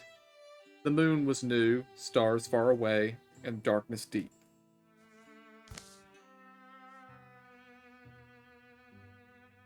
I'll let you in on a little secret. Everyone will decry your efforts and call you a power-mad lunatic. But it's because you're willing to do the things they're afraid to do. It makes them jealous, just as it makes you strong. That sounds... Anyway. So, how are you doing? Worn out? I'm good. How about you? You good? Yes. Suppose it's true that someone has to make the tough choices, sacrifice a little purity. Stelia finds a path of the dark, up the side of an old, weather-blasted hill, where an ancient altar waits. Stelia removes a small effigy from her pack. And okay, what's that hideous doll about? The effigy looks like an amalgamation of all the foes they've ever brought down. She slides it into the altar's higher compartment. Stelia, what is that? Made it from monster parts. All kinds. Monster parts. Sure. Some fine specimens, too. The trick is to take pieces reminiscent of the original body, but obscure enough not to be reminded of who they were. So now the spell just needs blood.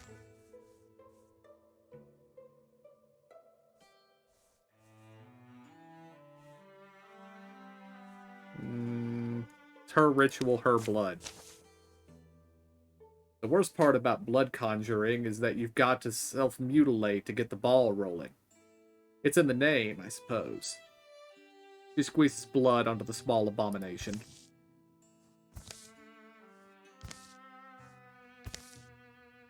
Nothing's happening. How strange.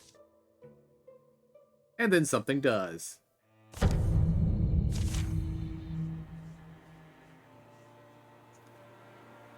You did the dark ritual, didn't you?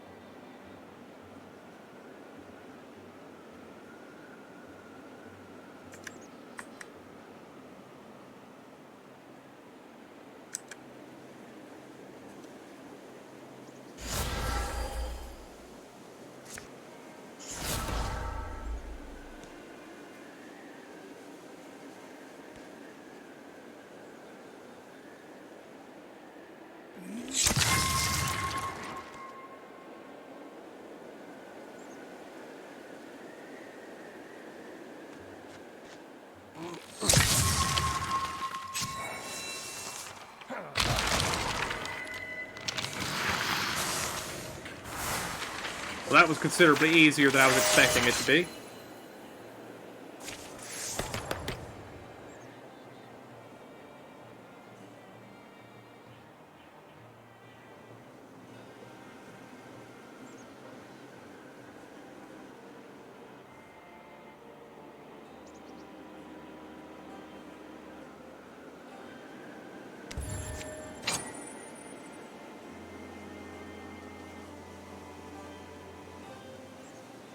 Rihanna can have that. It wasn't quite what I was expecting. What was it?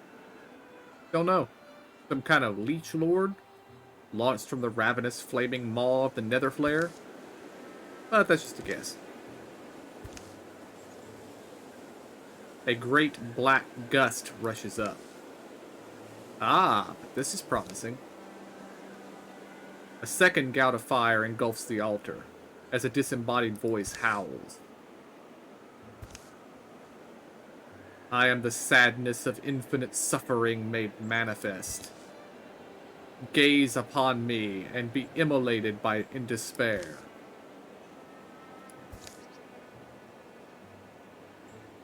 Are you the Lostling Dryzod? Yep. Hey guys. Ready to do some evil?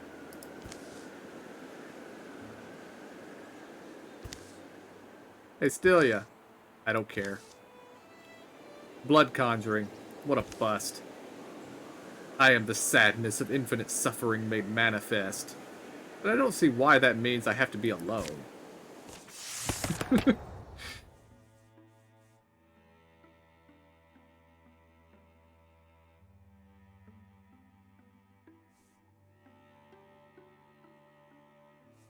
Eh.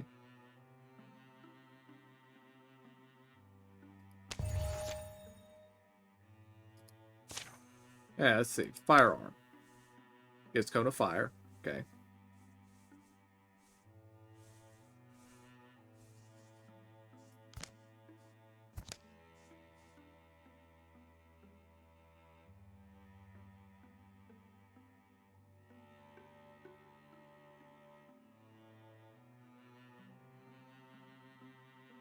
She once attempted to bind a lostling from the darkness in which they wander. Everyone was disappointed, even the lostling. I approve.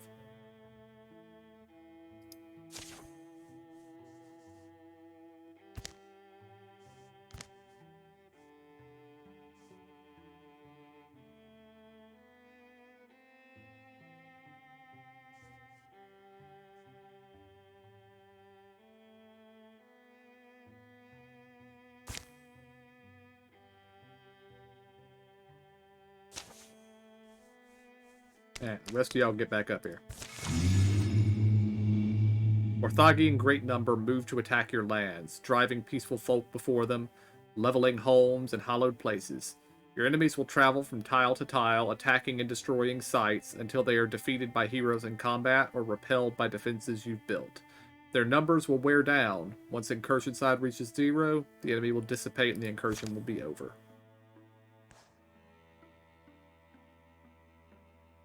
So they're planning on going this way.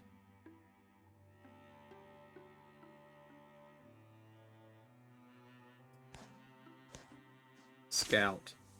And the 3 that are traveling go here.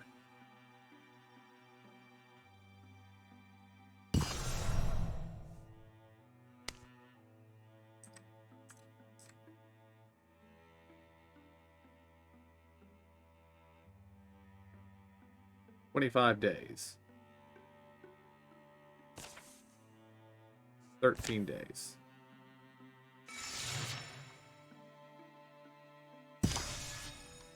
Okay, site is complete.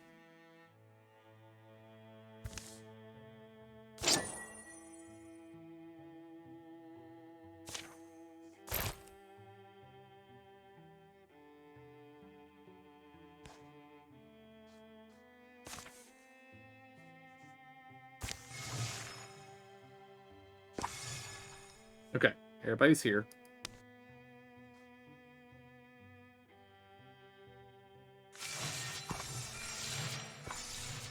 And we intercept the raiders.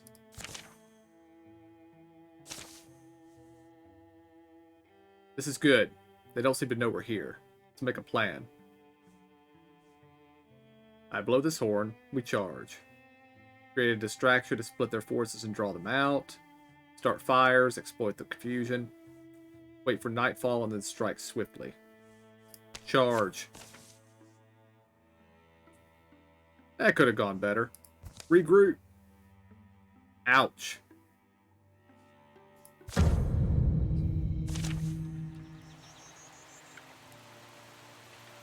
Alright, they get additional allies on turn 3. A stone spirit.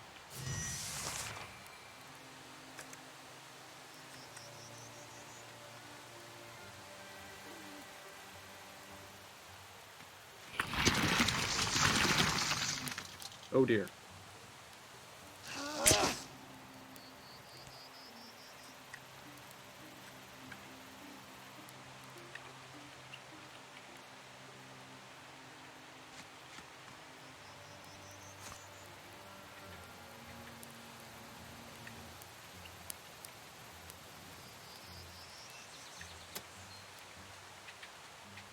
Can't really do anything.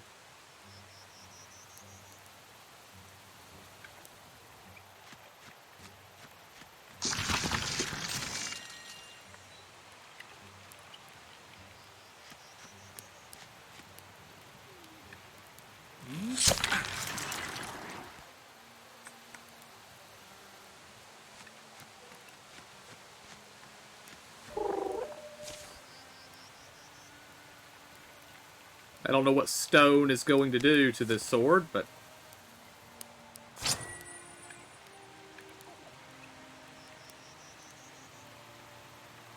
okay.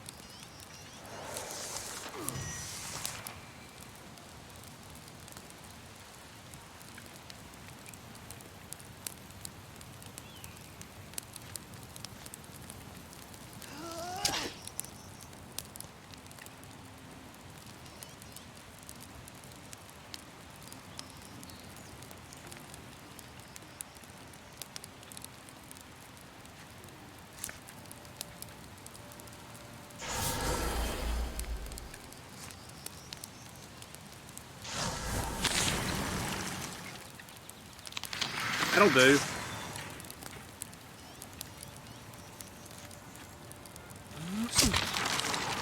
Still has his crossbow equipped, I see.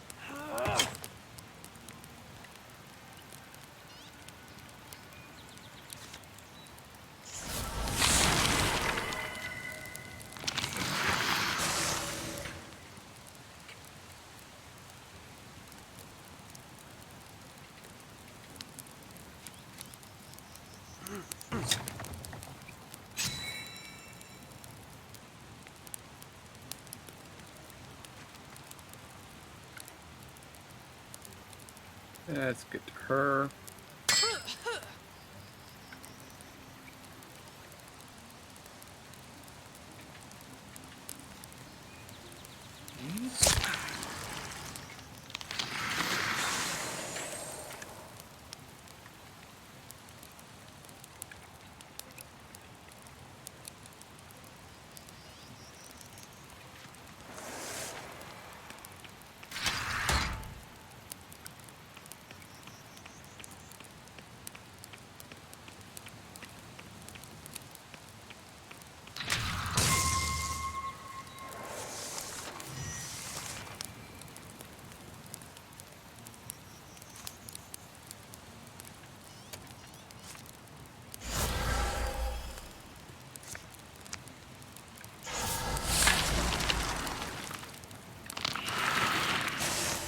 That's a useful one. I like that one.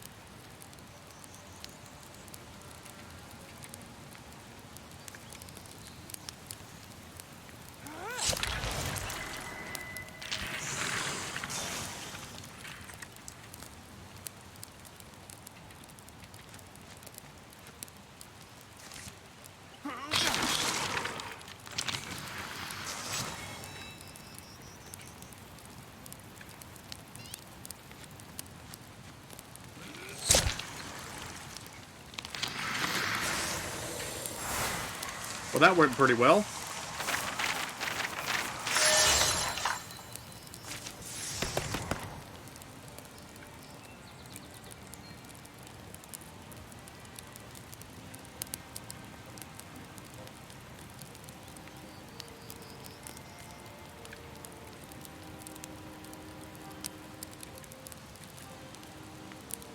Nice. We'll use that.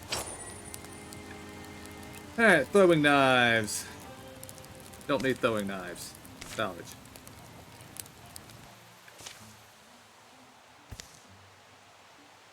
Someday people will move back to Gold Law. Broken gears will become tiny treasures to dig up.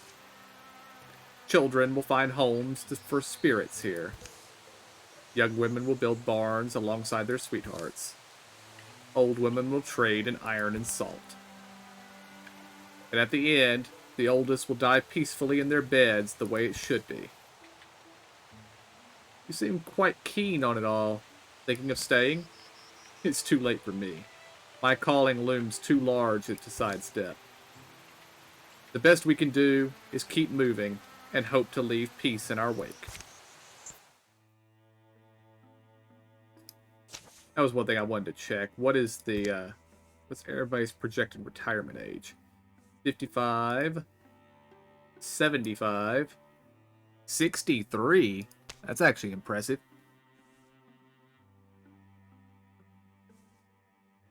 Warriors are usually lower than everybody else. Oh yeah, I wanted to see what this little thing was.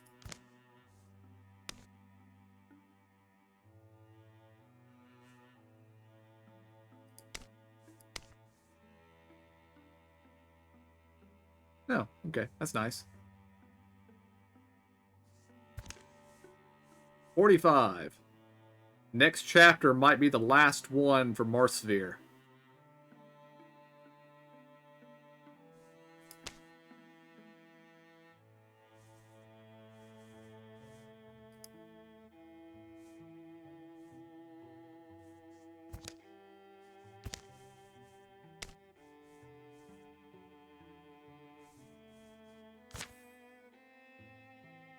Might be the last one for Shauna, too.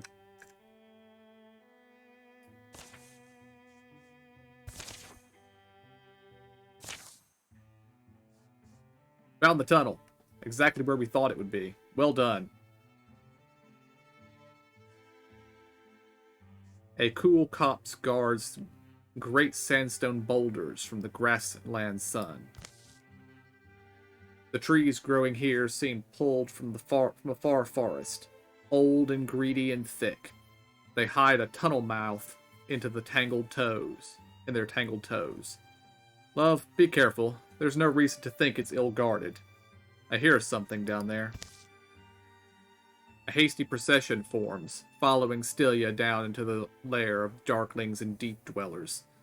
Pulses of sound squeeze up in the carven passage. The cave air is dank, almost filmy, leaves its damp smell on the skin. Sagging notes of a horn struggle to float in here. It's music. Ugly sounding. The tune dives and rises, flails and sinks. As they reach the cave's great chamber, the song subsides with a final wail. They witness a hulking, horn-blowing deepest tossing its instrument into the flames. Deilig dein, och bothoch og agsheven striga strun. Delia? Shh, I don't know. Unwashed bodies, burning wicks, and mold, they reek a heady, muddling mix. The deepest woman fills the small space with her harsh, rocky syllables.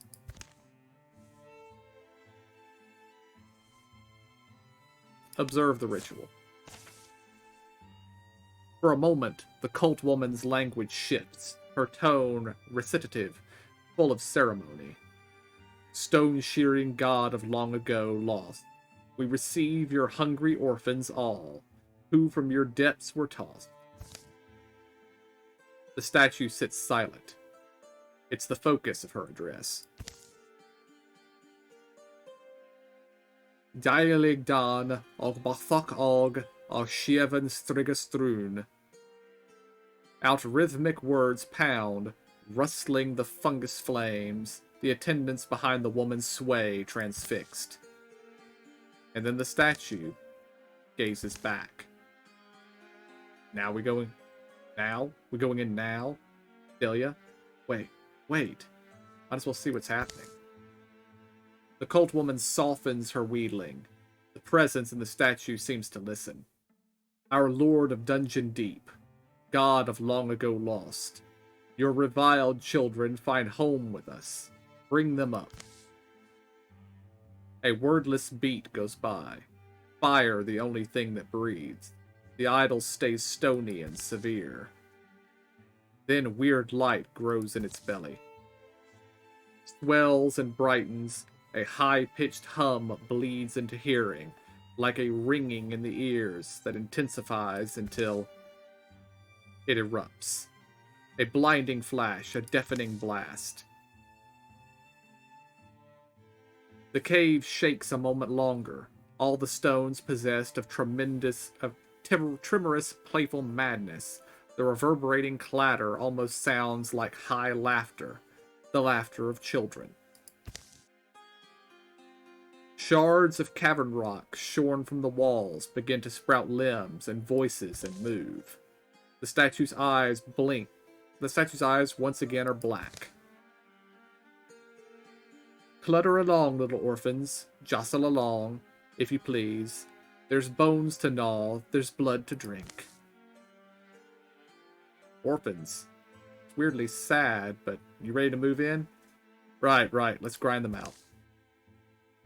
They charge as one into the crowded blue-lit scene.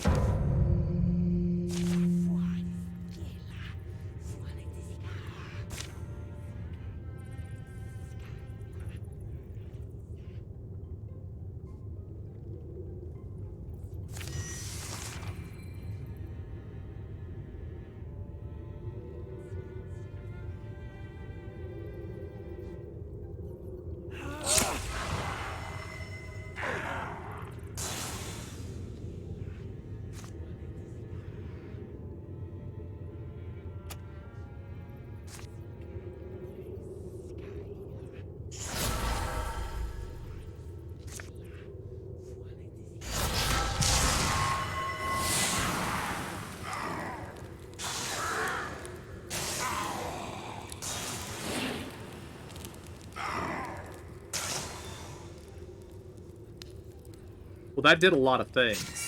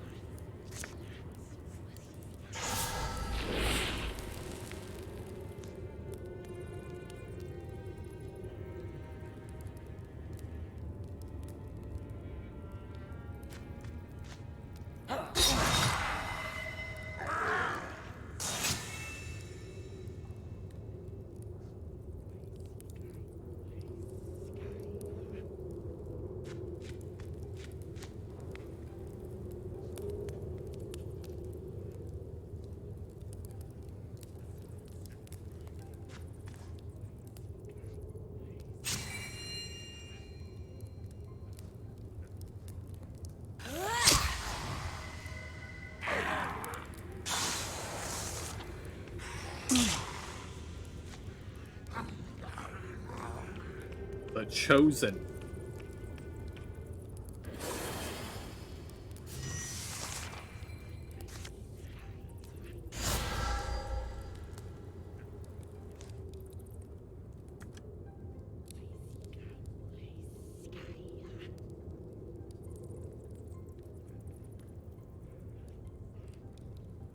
Okay,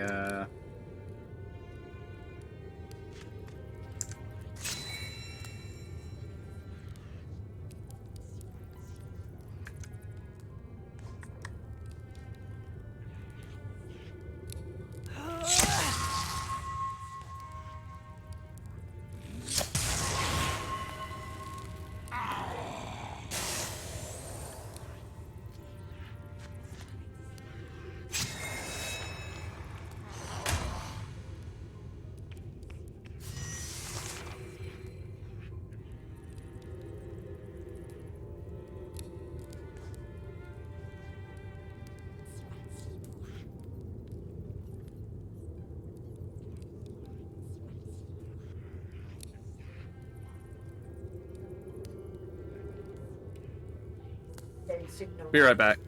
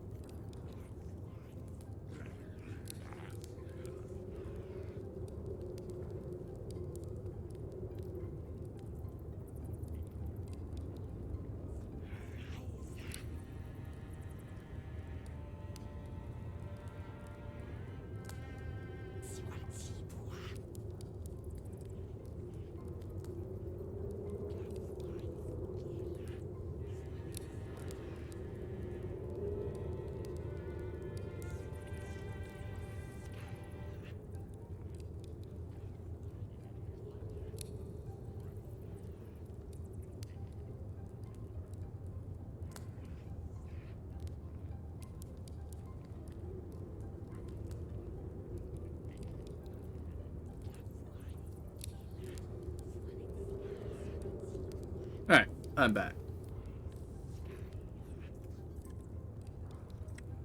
Okay, that won't jump far enough to get where I want it to go.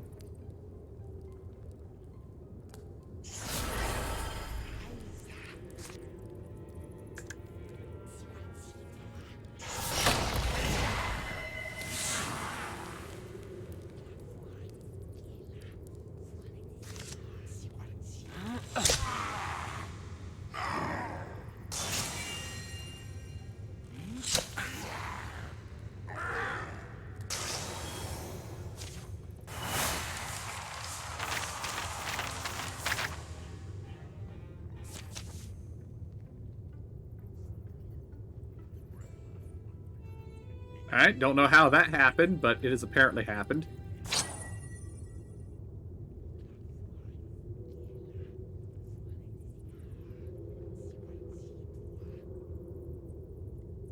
Nah, we're fine. South of that.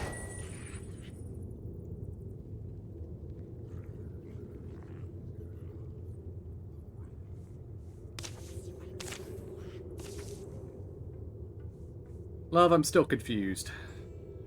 Got intense, huh? Stelia approaches the statue. Dialig Dan, she kept chanting. Dialig Dan. Shows up an old Kioran smoke story. Not that I'm the lore chief around here. Some legends you just hang on to for no real reason. But the reason lives inside you somewhere. You can tell that it does. Some piece of you that you're too humiliated to acknowledge needs a story's nightly company to sleep. They find little else of note.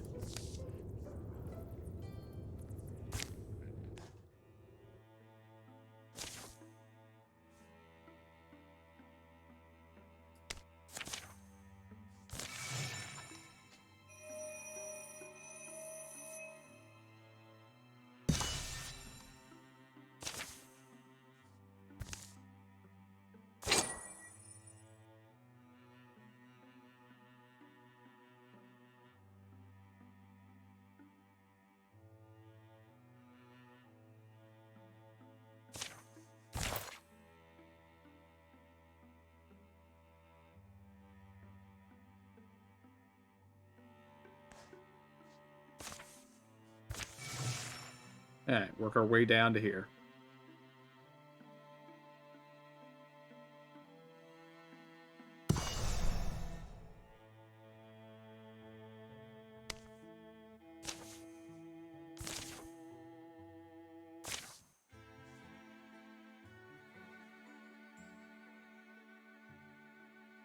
Fall tide. Fall colors the moth rose, and I'm heading down the mountain. You stay if you must. Or stay if you want. Lahoon. Lahoon Splint Fair. Led my group up here. Heard there's trouble. Who's... Hey, that you? You old rainstorm cat, Stilika?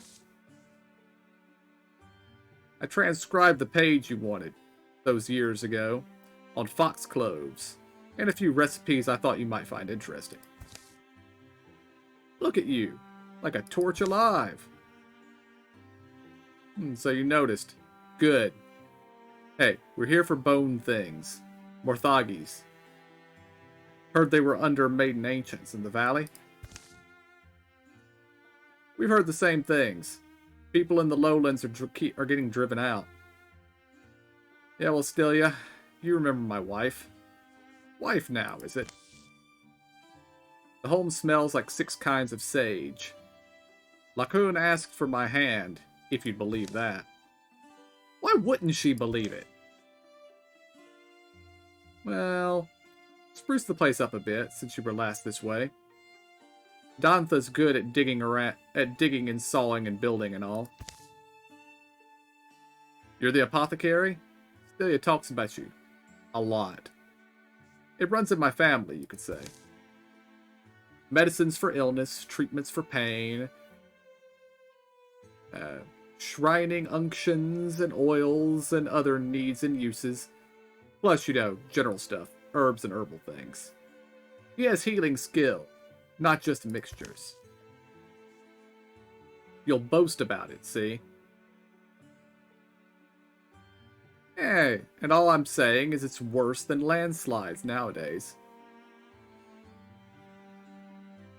Well, you two seem like you've got things to discuss. We'll go.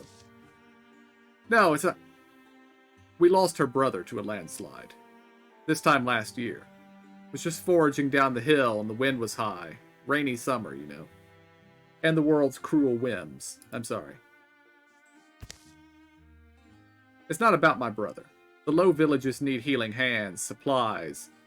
But those bone specters haunt the slopes. It's just getting worse, and we're not capable of fighting them off. So I'm saying, if they can, folks will climb up to us. We need to be stocked and ready. Right, that's good sense. But I guess Lacoon wants to dare the danger. Dare whatever.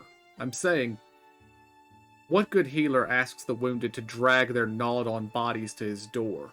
I've got to go down there and help them. Celia, I'm seeing a couple of ways that we could go. I'm going to do a little extra recon, I guess. Jayam, you know these people too? I'll just be a bit. I'm just not sure what magical power you think you wield that'll keep you safe. You're softer than me, dear, and I wouldn't like my chances. I need you too. How long we listen to this? Look, you can put your argument away. Well, it's not really your business either way. It's just we've come to scatter those wrench bones, and we will. We'll make the lowlands safe. You serious? Stelia's a mystic, a legend. I mean, we'll support you, but we're not even militia trained, aside from water and bandaging. Danthia, stop. They're willing to do what's needed, no matter what it might cost them. We should follow their example.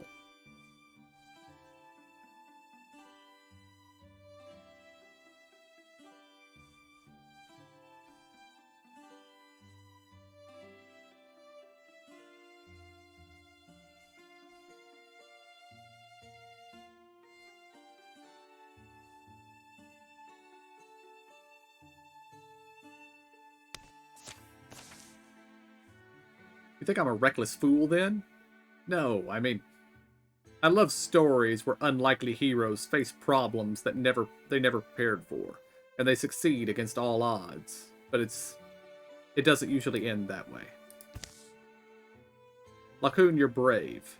So brave and so brilliant, and look, if I didn't love you so much, I wouldn't be so set on holding you out of this. It's fine, dear. I just hope. Well, the thing now is to give you all the aid we can, right? Stelia, Jayam, let's figure out what you need. The apothecary and his wife provide Stelia and Jayam with tonics and the recipe to repeat them. Along with some spare supplies for Stelia in particular. The medicine she learns of that day will have lasting effects, helping to keep her body fit, her mind sound. After the coming battle, Lacoon and Ditha split fare will bring relief to the valley people. They were inseparable friends. I'm glad they made it so far together. No one was ever as inseparable as us, though. Yeah, you just wonder. You just hope that they'll get it right. And plus 15 tenacity.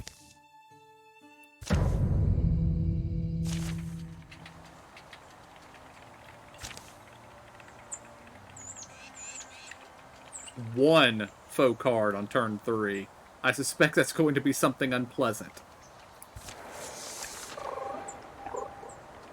A leaf spirit.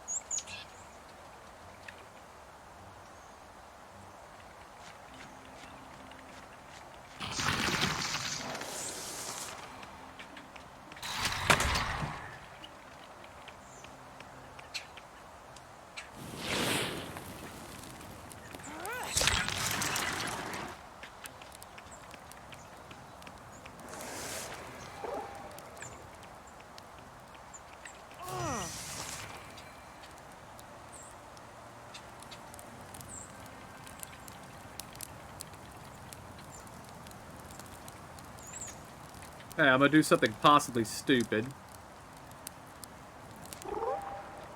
And march Jam up here, try to get him to the sprite. Okay, whose turn are we on? Okay, we're on him.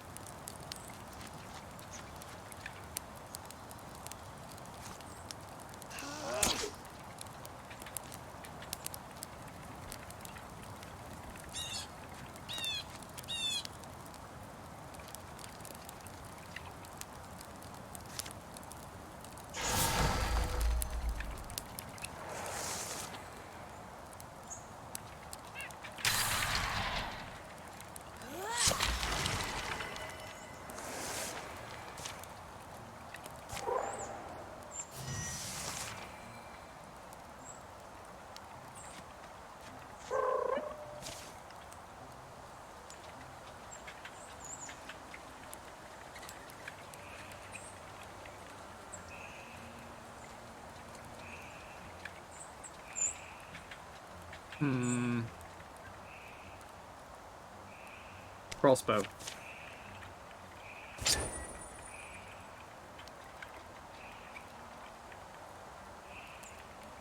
Ah, extra health. I will take that.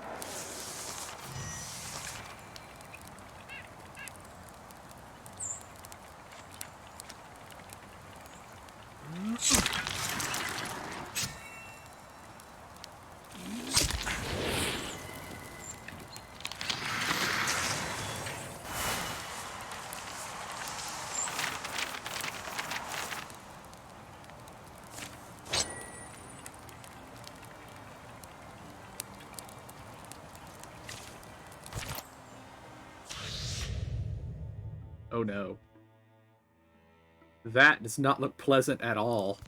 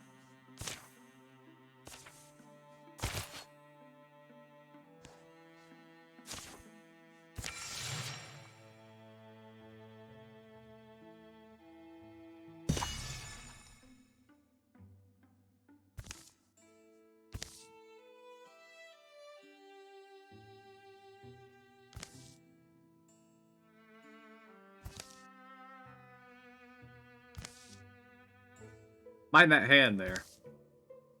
Hasn't been a problem. Anyway, I need something for my other half. For Jayam.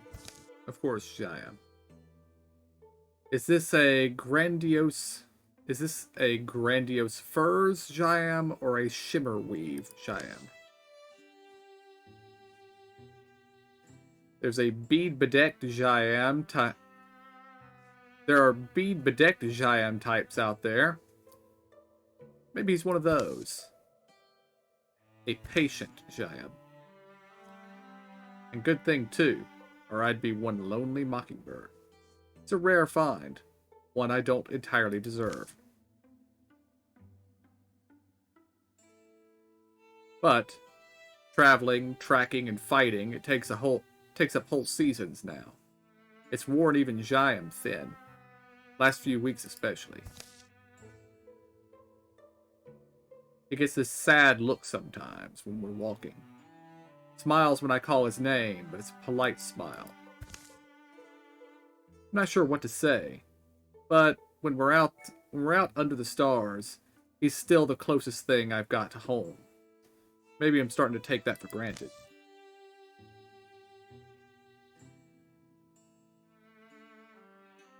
I thought if I found something to show how I... You did not need to know all this. Folks usually save it for the barkeeper. Appreciate the context, though. If you want my opinion.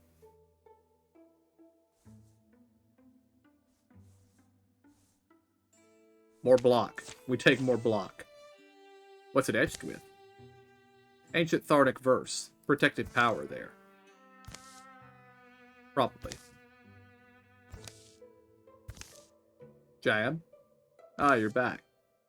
Listen, did something happen to the tent? It won't stand. Been yanking it around all evening. We'll look at it later. I was thinking tonight we could have a sit over on the hill. Watch the stars pop. Now? Breeze is still warm. Plus, I got you something.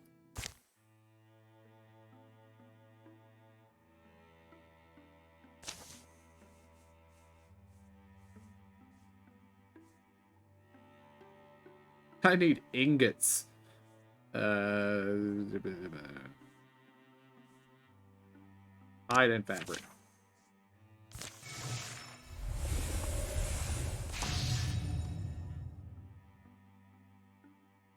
No.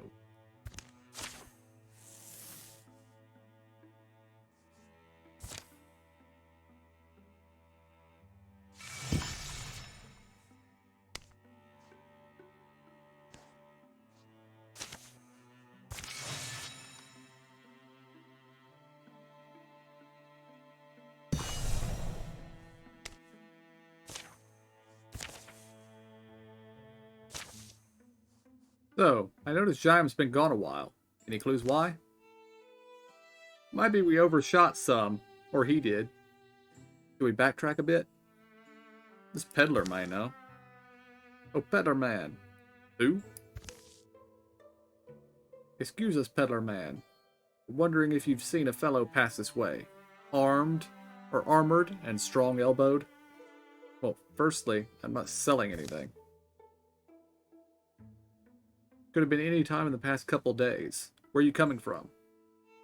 Small village, near what used to be called Misty Gull Stacks. It's not. Misty Gull Stacks was where he was headed. Giving it a look. But you never saw him? Sorry, no, but listen. Folks have been disappearing back there. I don't know what's gotten into them. But it's not safe. I've packed my things and I'm heading out. Your friend, well, I hope you find him. The man in his cart rolled along. Ominous man. Imagine packing your life up like that. In any case, I guess we'd better pick up the pace. Anything? No. You? No, it's a little village, but I doubt they all packed up and left. From a gully among the rocks rises a brief gust of voices. Hear that? Come, Great One. Come, Great One. Great One, come. Great One, come. Come, Great One. To be fair, that wouldn't work on me either. Hush up, you. Yeah, hush. Come, Great One. We've brought you your gift. Spare us. Jam? The urgent cries and amber torchlight are easy to follow in the otherwise still night. Jayam's cage is makeshift, but sturdy. This is a sacrifice, isn't it? Not if we stop it.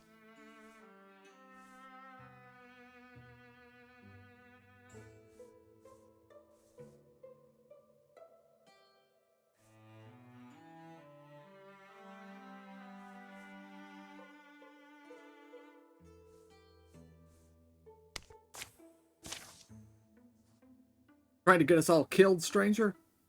Or just yourself? The opposite, see? That's my friend you've got caged up.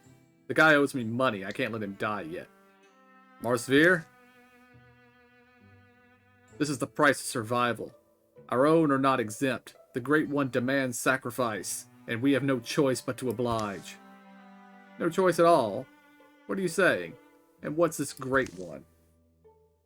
You haven't seen it. The Great One.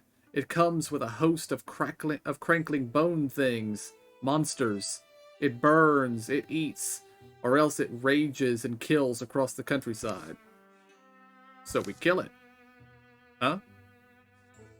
We'll kill it. Won't we? Guess so. You really mean that? You'll stand in its way? Do battle with a deadly monster? Why? For the sake of the innocent. Someone has to. If we fail, then it gets to eat us anyway, doesn't it? Either way, you're safe. I see no harm in letting you try. Don't expect us to throw our lives in with yours. The village folk shuffle past, up to their homes. Marsveer, Stilia, and Shauna break Jayam out of his prison. Sorry for my mouth, if any of you don't want to fight.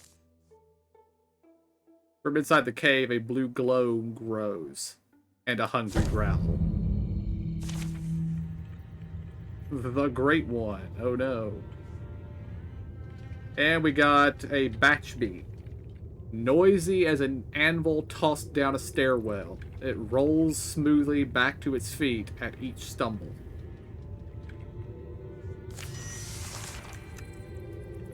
Okay.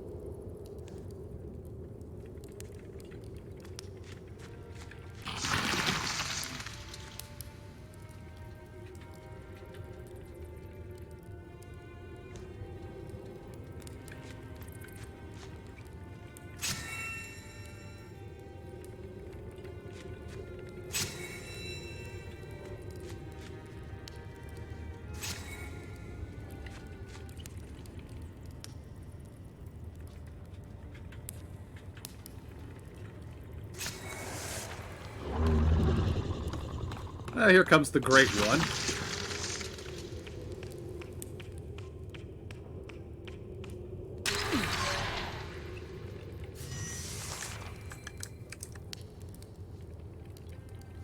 Interfuse the fire.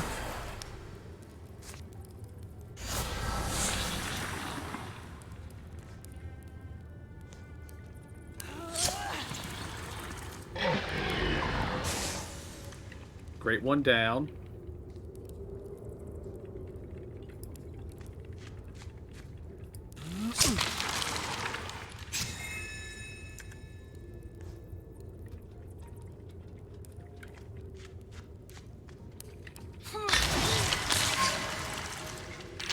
Wow.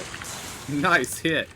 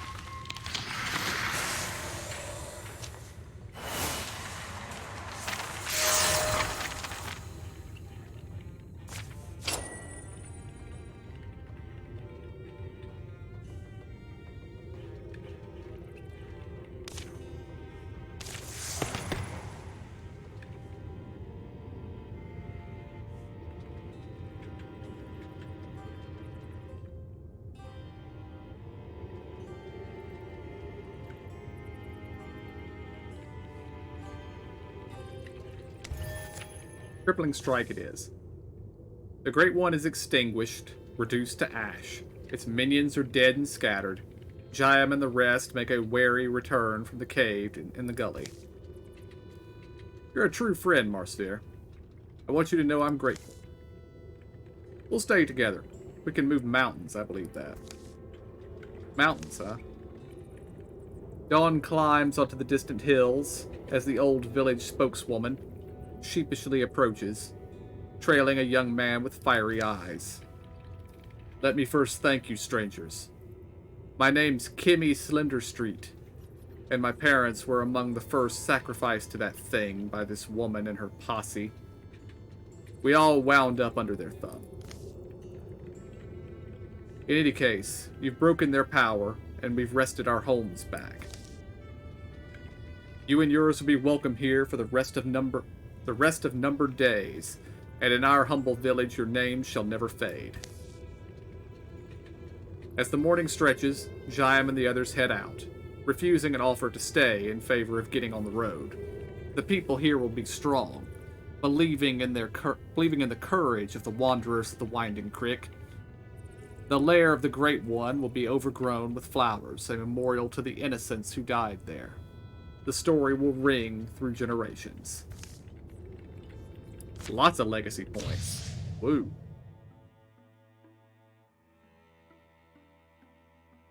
Uh-oh.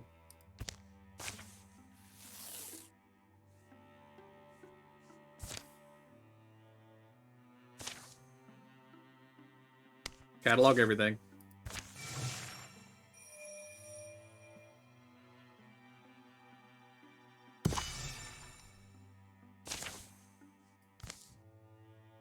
Spell threads. That's good at least. Boosted stunt chance. Sash of Chivalry.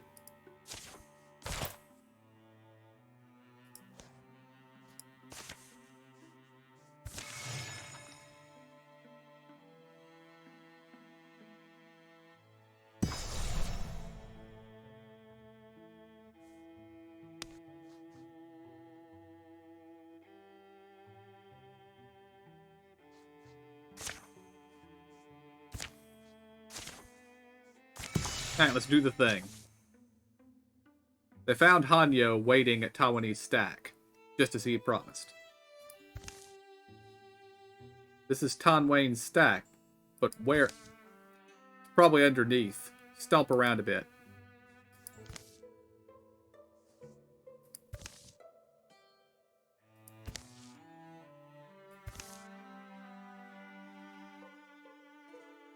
One doesn't research mortificers for years just to remain completely useless. The wide forest stone eventually yielded to Jayam and Mersphere's efforts, revealing dusty steps into the dark. So you're still up for clearing it out? That was the plan. Why I came all the way here, and why I made this. That's quite a thing. But a lot could change in a long walk across the yondering lands. My spine is brambles, my knees are splitting into shards, my years remind me of the debts I owe them. And perhaps another fight isn't how I want this to end. Not yet. So I wanted to give this to you. Are you certain? One of you will take down more foes with it than I could at this point. I'll stay out here. I'm no surgeon, but I can tend to anyone who needs it. Take care of each other down there. I don't even want to know what some of this stuff is. You may be about to find out. Great Axe, Tier 3.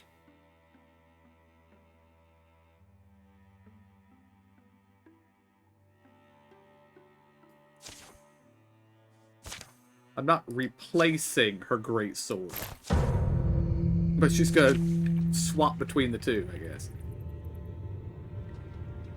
A wardrobe. The scream of metal and snap of bone echo from its rusty guts. The massive chamber quakes.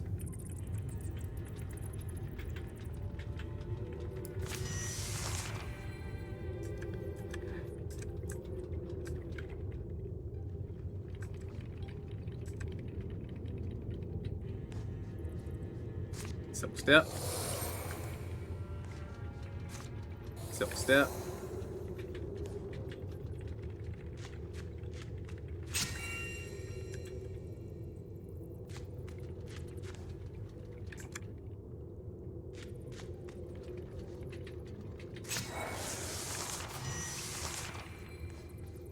Open the door.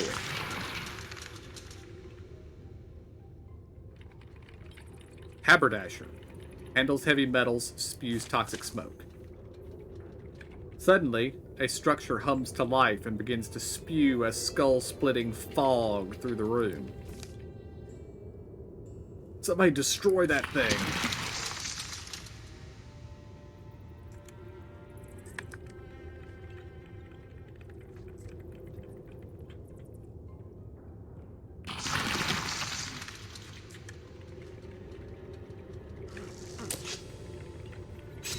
89% chance to hit, and you missed. That's fine. Send our stealthed rogues up here. Or hunters.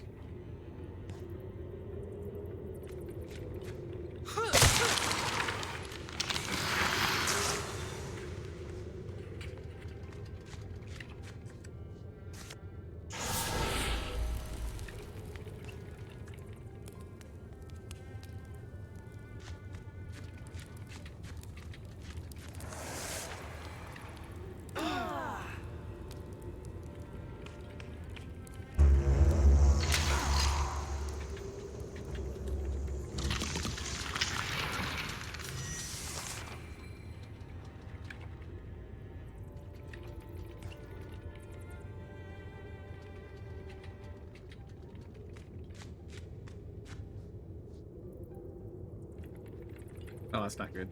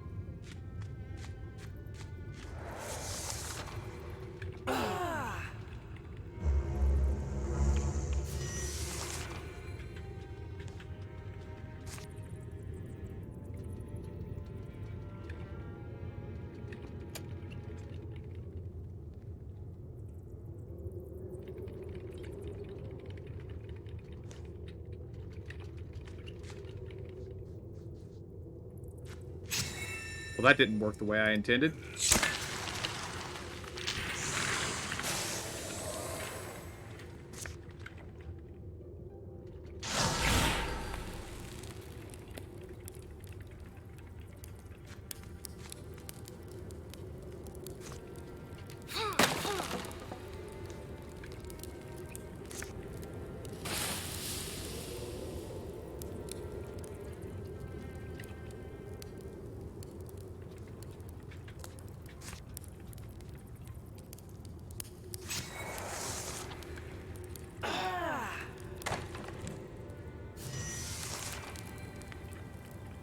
Alright, setting things on fire was not helpful. As I guess I should have expected. Actually, no. interfuse that fire. And, cancel that then. Okay, fine. Extinguish the fire.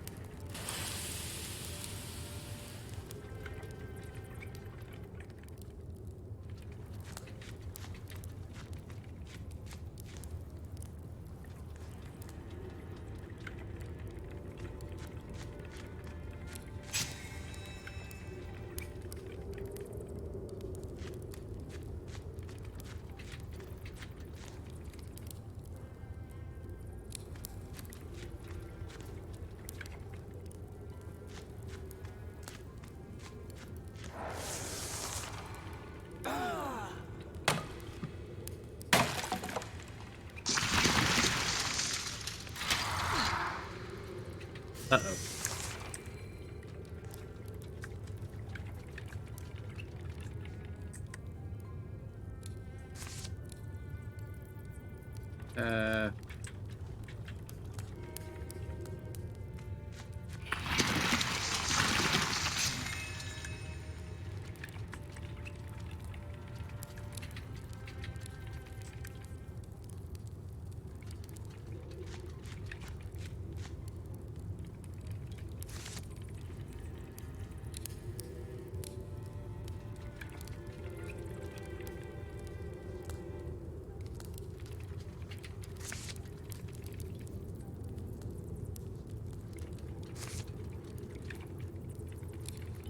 Oh, wait.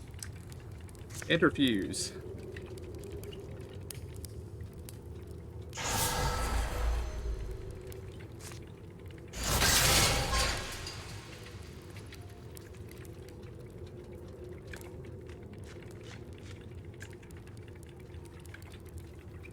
It's just gotta run all the way up.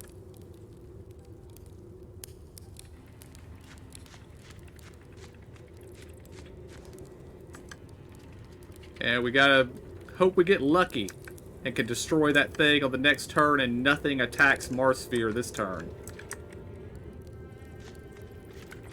I don't expect anything too, because they're gonna have to get through.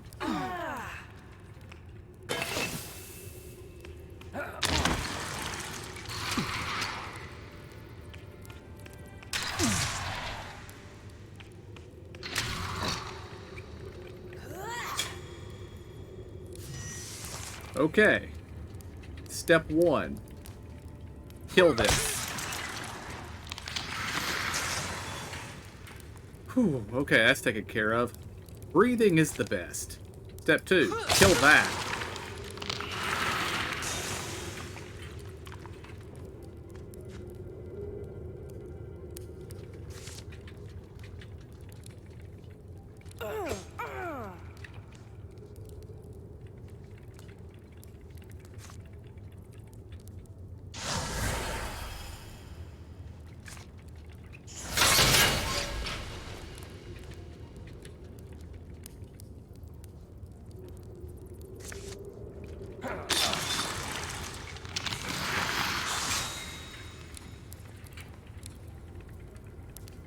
And Marsphere is going to take a very nice nap right here.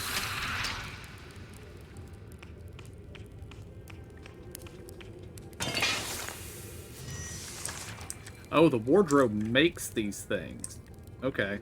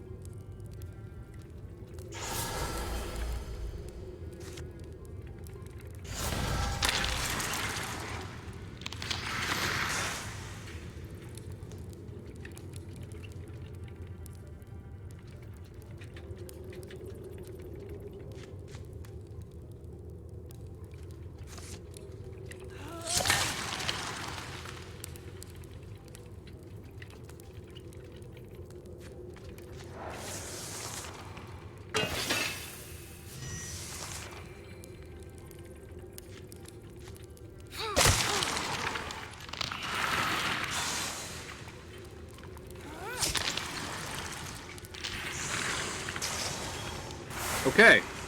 That could have gone much worse.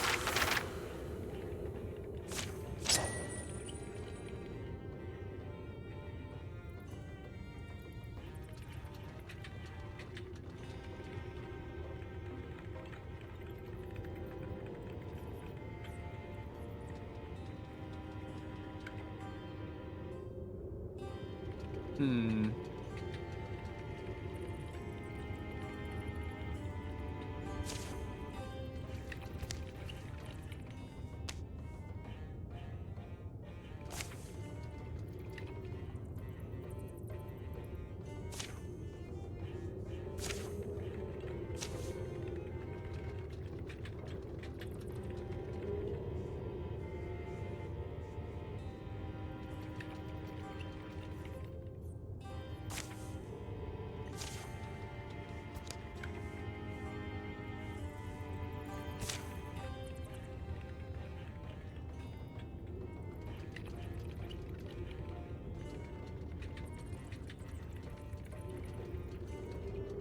Alright, replace the firebow.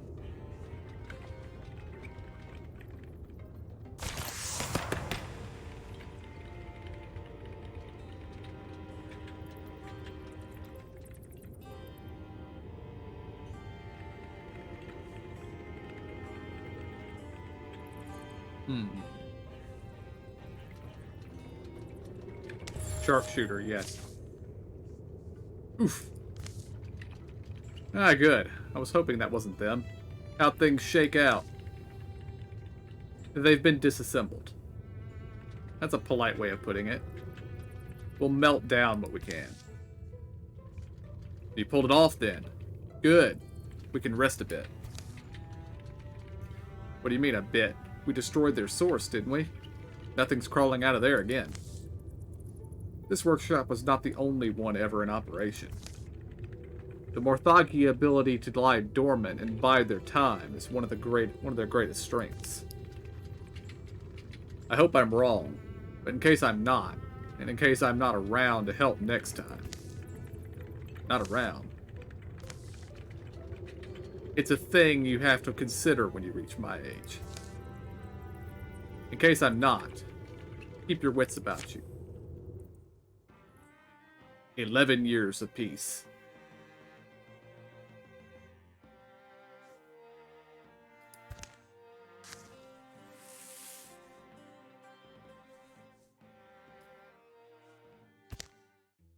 During the years of peace. It was true. This cheese is incredible. Marsveer and Stilia were stopped by a traveling man, a resident of that small village in Wraithcrone Forest where the Great One was once feasted. He thanked them again for slaying the monster, and ending the darkest days of his life. Marsveer took the man up on his free drink, of course. Rihanna was acquired by a family of cats for a few seasons. She would watch them stalk birds in the morning and meditate on cycles of life and death. Marsveer and Jaiam continued talking about the old days over a campfire. Marsveer would scratch tactical maps in the dirt, mulling over how things could have approached certain battles more efficiently or effectively. Stilia and Jaiam took their vows at evening tide, last day of a prosperous year. It was the rare time for Stilia's emotions got the best of her. Spoke her truths through tears. In town, their feast had finished, but they returned for songs and stories before sleep.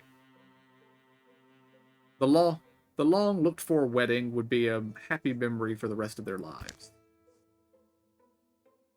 Stilia began having dreams of a branched-off life, where the clothes were strange, people spoke in glowing boxes, and mechanical carts whisked you around at great speeds. Each night the dreams would tell a bit more, and Stilia was disappointed when they finally stopped. Jaiam Sternwheel and Stilia's daughter has reached adventuring age. Jenny has joined the Wanderers of Winding Creek as a hunter. So we have 3 hunters now.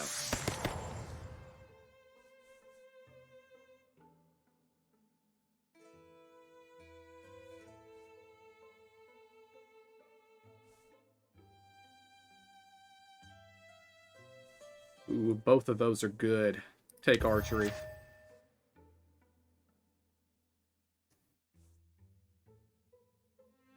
Got a storm leg, you get a fire leg too.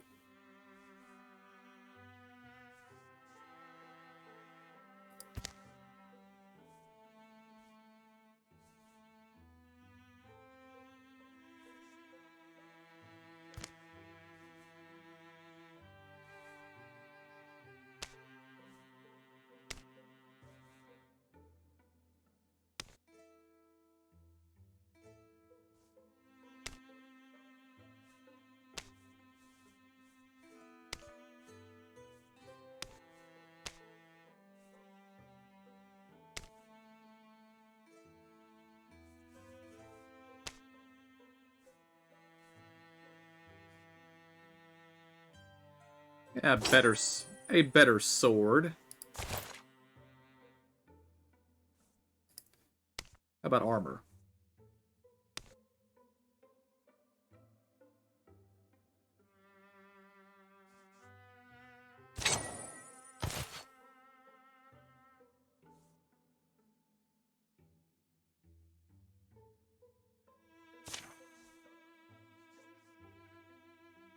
The Greedy Loner.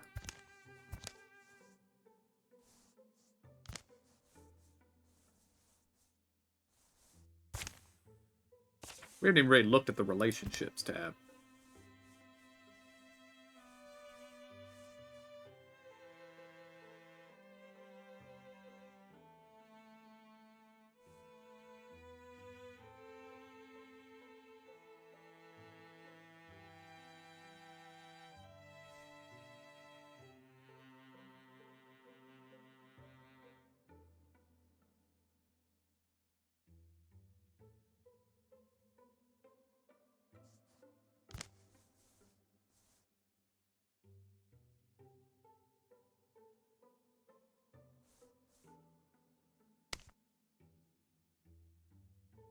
If only he hadn't been scarred in our first battle.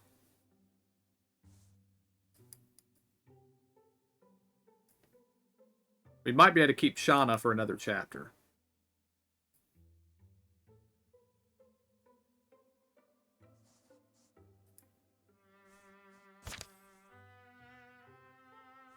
Alright, let's see what Shinny's got. Okay, she starts with that. That's good. Here, 1 bow. Good.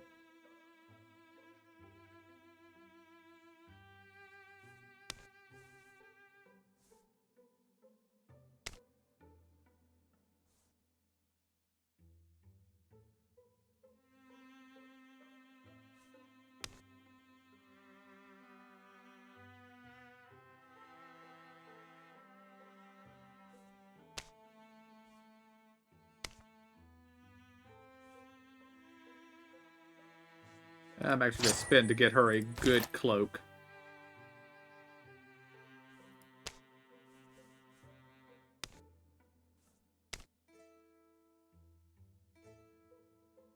Ooh, that would be expensive.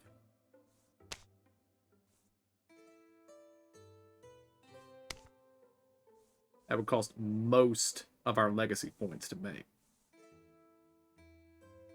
And not worth it, I would say.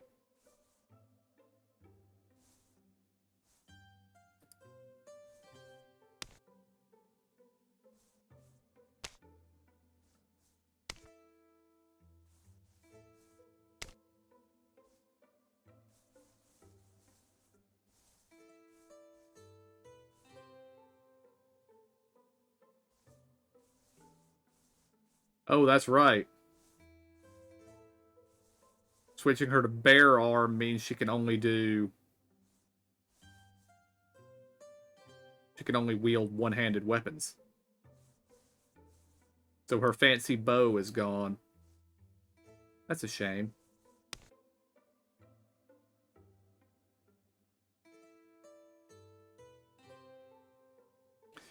Yeah, let's spend some points to get her a level 3 one.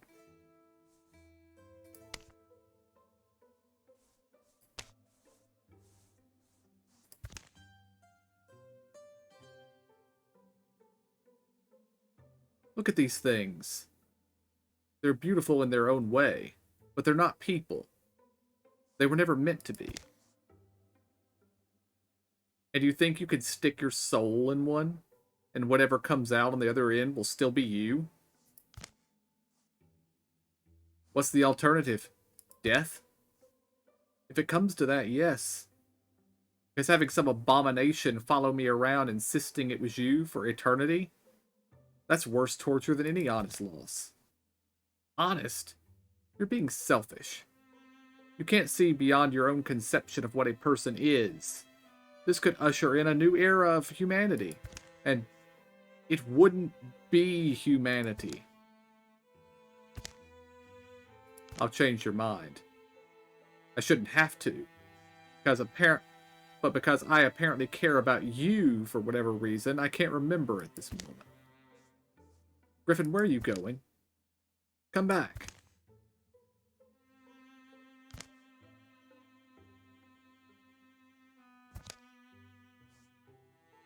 I want you to know that just by coming here, I've put your land at risk.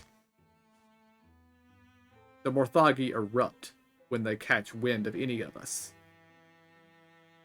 Well then, I won't waste your time. I'll just ask directly. Can you make me into one of you? I've built most of your body based on my studies of your late friend, but I need your help to finish the job. Oh, I built most of a body based on my studies of your late friend, but I need your help to finish the job. I'm a skilled metal worker, and was a decent fighter in my younger days as well. I know I can be an asset to you and your people. No one has called us people in a long time. Are you certain? It's not a safeguard against death. You've seen that firsthand. I don't need a safeguard.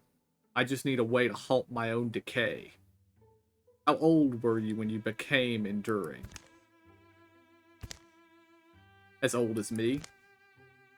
No. Then you don't know what it's like. Nobody does. Until they get here. You grew up thinking your elders just like complaining about their aches and weariness. You think they like sitting in the same chair day after day watching clouds pass. You don't realize that they do it because anything more has become impossible. I don't want to reach that point if there's a better way. A better way. Then you have understood what others have not. It feels good to have someone understand. Come with me. We'll make our best effort. A reasonable amount of time later.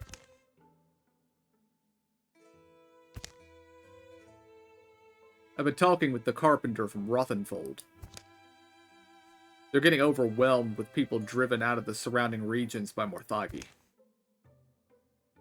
The wanderers of the Winding Creek need help. I assume you don't mean helping them build houses. As wholesome as that sounds, no.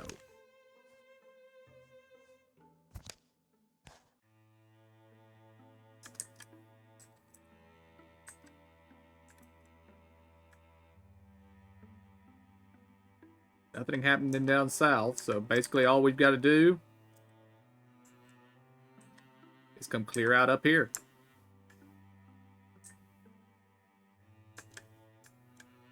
Where are we starting? Oh, I've got 3 over here, 3 over here. We could do something crazy, like send 3 of them over here and start working their way in this direction, and send 3 of them up here to recruit the other and work them this way. But I'm afraid that's going to have to happen I'm going to have to wait till next week, guys. My neck is seizing up something terrible, and I don't really want to do this anymore today. So, I think I'm going to call it. I will see y'all on Tuesday with something. I'm not sure what I'll be streaming on Tuesday, but it'll be something. But until then, I want to thank y'all for joining me. Hope y'all enjoyed it. I'll see y'all next time. Have a good day.